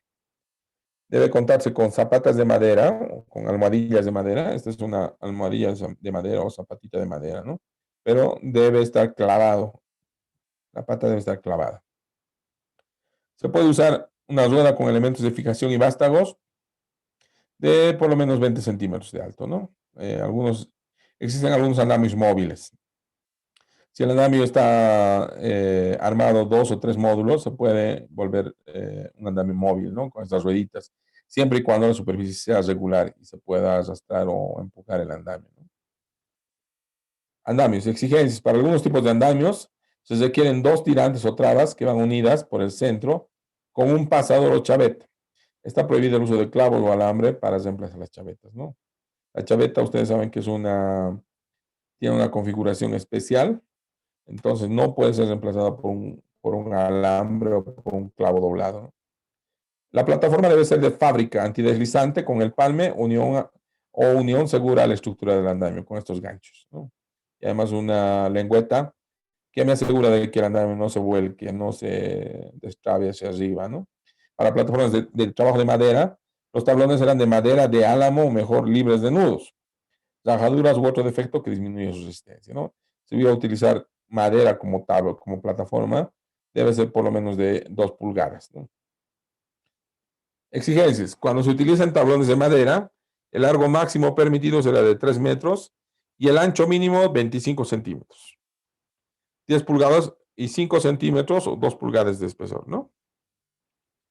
La separación máxima de los tablones entre sí en la superficie de trabajo será de 5 centímetros, ¿no? Entre tablón y tablón, 5 centímetros. Los tablones deben tener topes en ambos extremos y estar asegurados entre sí para evitar desplazamientos laterales y longitudinales. Los tablones deben extenderse del punto de soporte mínimo 15 centímetros y máximo 13 centímetros, 30 centímetros. La plataforma o superficie de trabajo debe ser cubierta en su totalidad, ¿no? O sea, no se puede poner media plataforma y la otra media plataforma con vano libre. La separación entre andamio y frente de trabajo no debe ser mayor a 36 centímetros, ¿no? Entonces, todos estos conceptos que les estoy proporcionando forman parte de la NTS 005, ¿no? Entonces, esto está reglamentado y regulado por la legislación laboral vigente. El acceso a los andamios debe ser por medios absolutamente seguros, a través de una escalera de mano debidamente asegurada o la caja escala especificada por el fabricante, ¿no? Ya hemos dicho escaleras de escotilla o escaleras del mismo andamio. Antes de levantar el andamio de más de 15 metros, se debe presentar el diseño preparado por un ingeniero. Recibida la aprobación del gerente de construcción, podrá iniciarse su levantamiento, ¿no? Es mucha responsabilidad autorizar el colocado de un andamio de más de 10 metros. Entonces, cuando ya el andamio se tenga que elevar más de 10 metros, en este caso ponen 15, pero es necesario ya pedir que el diseño sea elaborado por un ingeniero, ¿no? Un ingeniero estructural. Está prohibido colocar sobre la plataforma de trabajo otros accesorios para alcanzar zonas de trabajo que estén fuera de los límites de la altura del andamio. Por ejemplo, bancas. Miren, este señor ha armado un andamio, ha puesto su plataforma de maderita, de tablón, y encima le ha subido un banco, una banca, para poder alcanzar al siguiente nivel, ¿no? Lo que decíamos al principio. Es necesario tener una coherencia entre la altura del andamio y la altura de trabajo, ¿no? Entonces acá estos señores necesitan por lo menos un módulo más de andamio para realizar su trabajo seguro. Todos los andamios y las plataformas de trabajo que superen los 1.5 metros de altura deben contar con barandas resistentes y rígidas, ubicadas en la parte superior a 1 metro o 1,10 y la inferior a 55 centímetros aproximadamente. Entonces, la plataforma superior de un andamio debe tener una baranda rígida, o sea, este elemento, este tubo, que está colocada a 1 o 1,10 metros de altura. Siempre debe tener esto para evitar que el trabajador caiga. Pero también debe tener otra baranda intermedia que está acá a 55 centímetros y obviamente en la parte baja tiene que tener un rodapiés. ¿Qué es un rodapiés? Es un elemento, es un tablón que va a posibilitar que ningún tipo de elemento que esté en la plataforma, por ejemplo, o sea, yo estoy clavando acá unas maderas y dejo mi martillo por ahí en la plataforma, sin que alguien lo patea el martillo, si no tuviera este rodapié, el martillo cae y le puede caer a un trabajador que está acá abajo. Entonces, es necesario que el andamio cuente con su rodapiés, con este elemento, ¿no? Que es un tablón o es Es un perfil metálico, pero que tiene por lo menos unos 15 centímetros de alto. Está terminantemente prohibido escalar y o trabajar sobre barandas superior, intermedias, soportes o tiramientos del andamio, ¿no? Si bien hay estas barandas intermedias y la baranda superior, está prohibido que el trabajador se trepe a estas. No puede treparse. Este elemento es de protección, no es de trabajo. En aquellas situaciones en que por razones estructurales no sea posible utilizar la baranda rígida, se podrá autorizar el uso de cable. Uy, ya nos queda poco tiempo. El uso de cable de acero de media pulgada, como mínimo, en reemplazo de las barandas superior e inferior. Se deben instalar rodapiés de fábrica o de madera de 10 centímetros de alto por lo menos, no en todo el perímetro de la plataforma. Miren, cuando yo voy a encontrar un andamio con este tipo de tarjeta, quiere decir que algo le pasa a este andamio, entonces no lo tengo que utilizar. Entonces, cuando determine que mi inspección, el andamio está óptimo, entonces colocaré esta etiqueta verde, ¿no? Si está roja, no la uso. Si está verde, quiere decir que está habilitada para utilizar el andamio. Nunca debería poner... Ahí no sé qué pasó. Hola.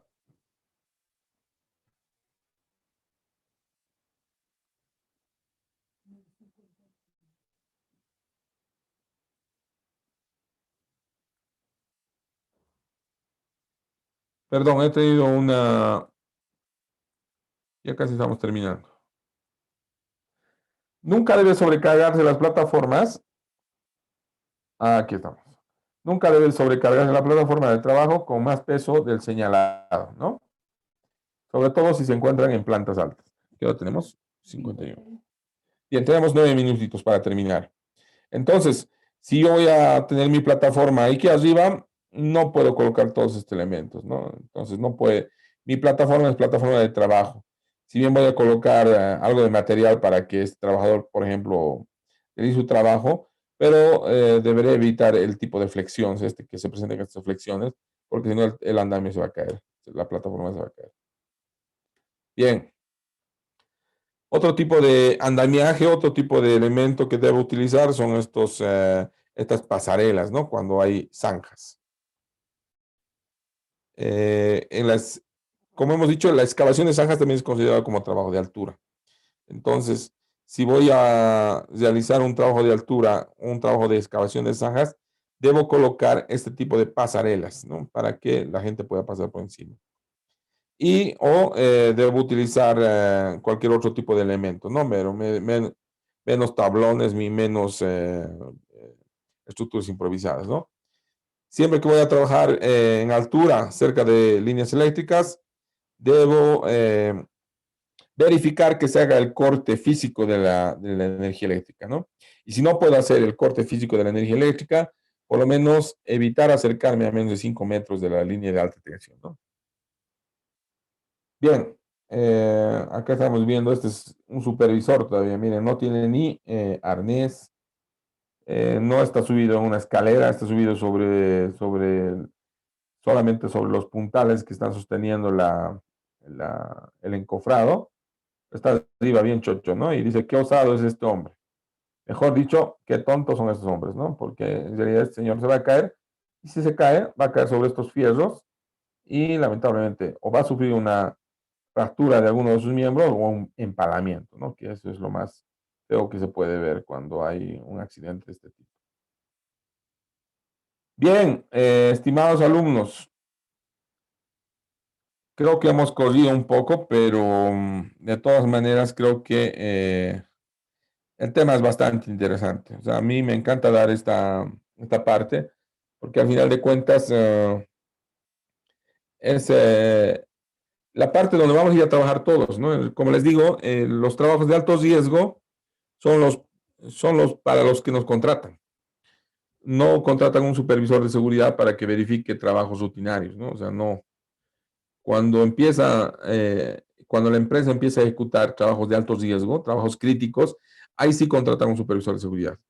¿Por qué? Porque la empresa está cuidando su inversión, está cuidando a su personal, ¿no? Entonces, es importante que conozcamos y que veamos y estudiemos el trabajo en altura, el trabajo en espacios confinados y el trabajo en caliente. Nos quedaría 2 temas pendientes para la siguiente clase, que serían el trabajo en espacios confinados y el trabajo en caliente, que son dos temas también bien bonitos que les va a gustar. Y sé que estoy corriendo para cumplir con el programa, pero como les he dicho, si hay necesidad de programar una clase más para absolver cualquier tipo de dudas, con gusto lo vamos a realizar, ¿no? Entonces, de todas maneras, Sergio nos está colaborando con subir los temas a la plataforma, de manera que se puedan revisar.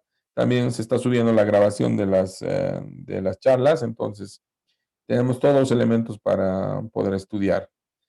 Entonces, no sé si hay alguna pregunta así cortita, porque creo que ya vas a hacer el corte, ¿no? Juanpi, gracias por los medios de trabajo. Sí, no me había olvidado de eso.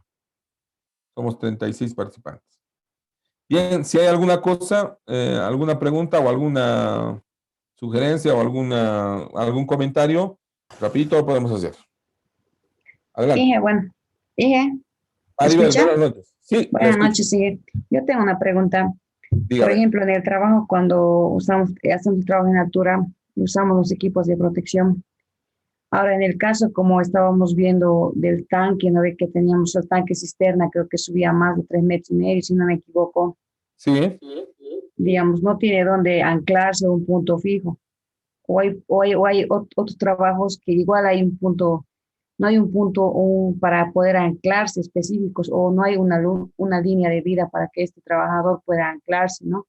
Y a veces la altura que llega, digamos, a 3 a 4 metros, y estando con el equipo de protección personal y todo el cabo de vida, le da muy, muy larga la distancia para poder anclarse, ¿no?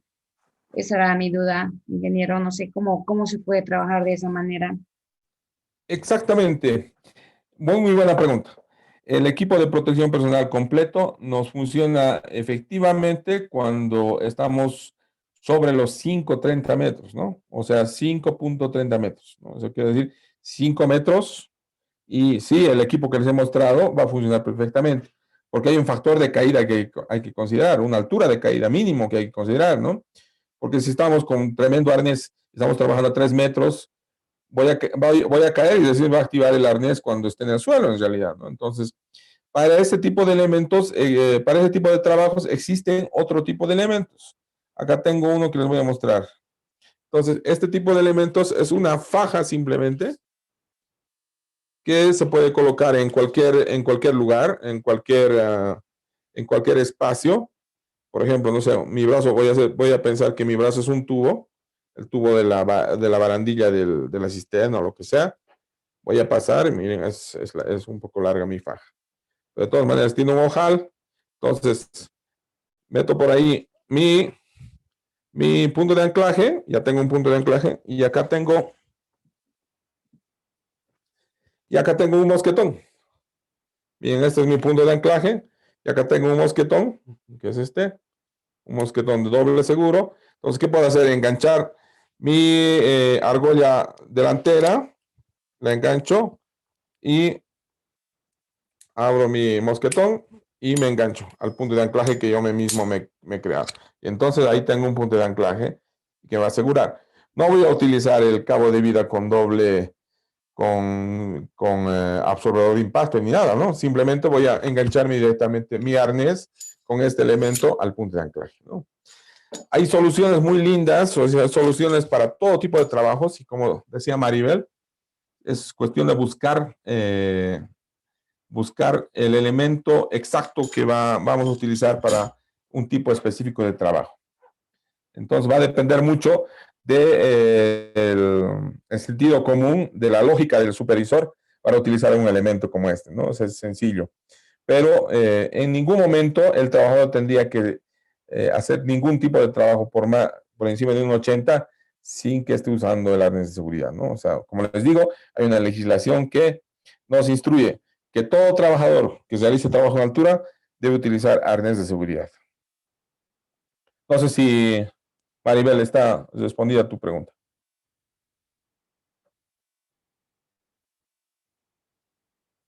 Yo creo que sí. Entonces, gracias por la pregunta. Voy a dejar pendiente dos temas. A ver, vamos a ver si los tengo por aquí.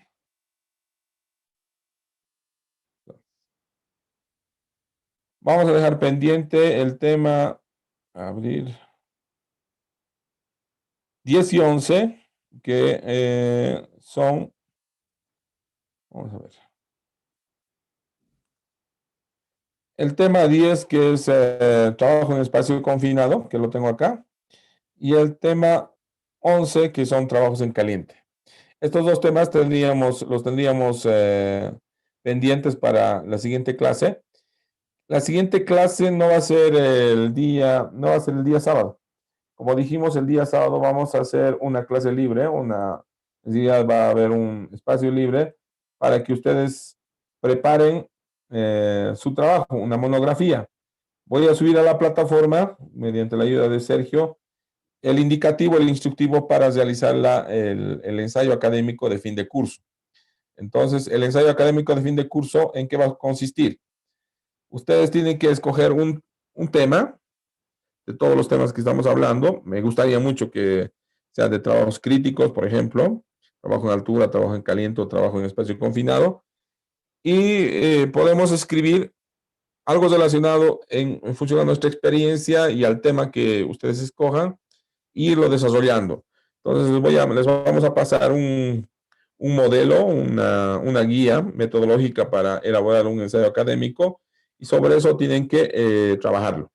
Entonces, el día sábado, pese a que no vamos a hacer una clase en Zoom, vamos a dejarle espacio a todos ustedes para que vayan escogiendo su tema, y la posibilidad es de que yo esté pendiente de ustedes durante las 2 horas que tenemos de clase, y podamos ir contestando preguntas, vayamos apoyándoles en el inicio de su trabajo, ¿no? Tendríamos, como les dije al principio, tendríamos el tiempo para elaborar el trabajo hasta el 15 de octubre, ¿no? Entonces, o 16 creo que era, voy a recordar, está en la presentación de inducción del curso. Entonces, eso sería todo por hoy día, queridos estudiantes. Como siempre, ha sido un gusto poder compartir con ustedes este tiempo. Cualquier duda, no duden en mandar un mensaje o hablarnos, ¿no? Entonces, estamos siempre en contacto. Listo, muchas gracias a todos. Buenas noches, que descansen. Gracias, Inge. Buenas noches. Buenas noches. Gracias, Inge. Buenas noches. Buenas noches a todos. Buenas noches. Hasta luego, Inge. Buenas noches, buenas noches. Buenas noches, Inge.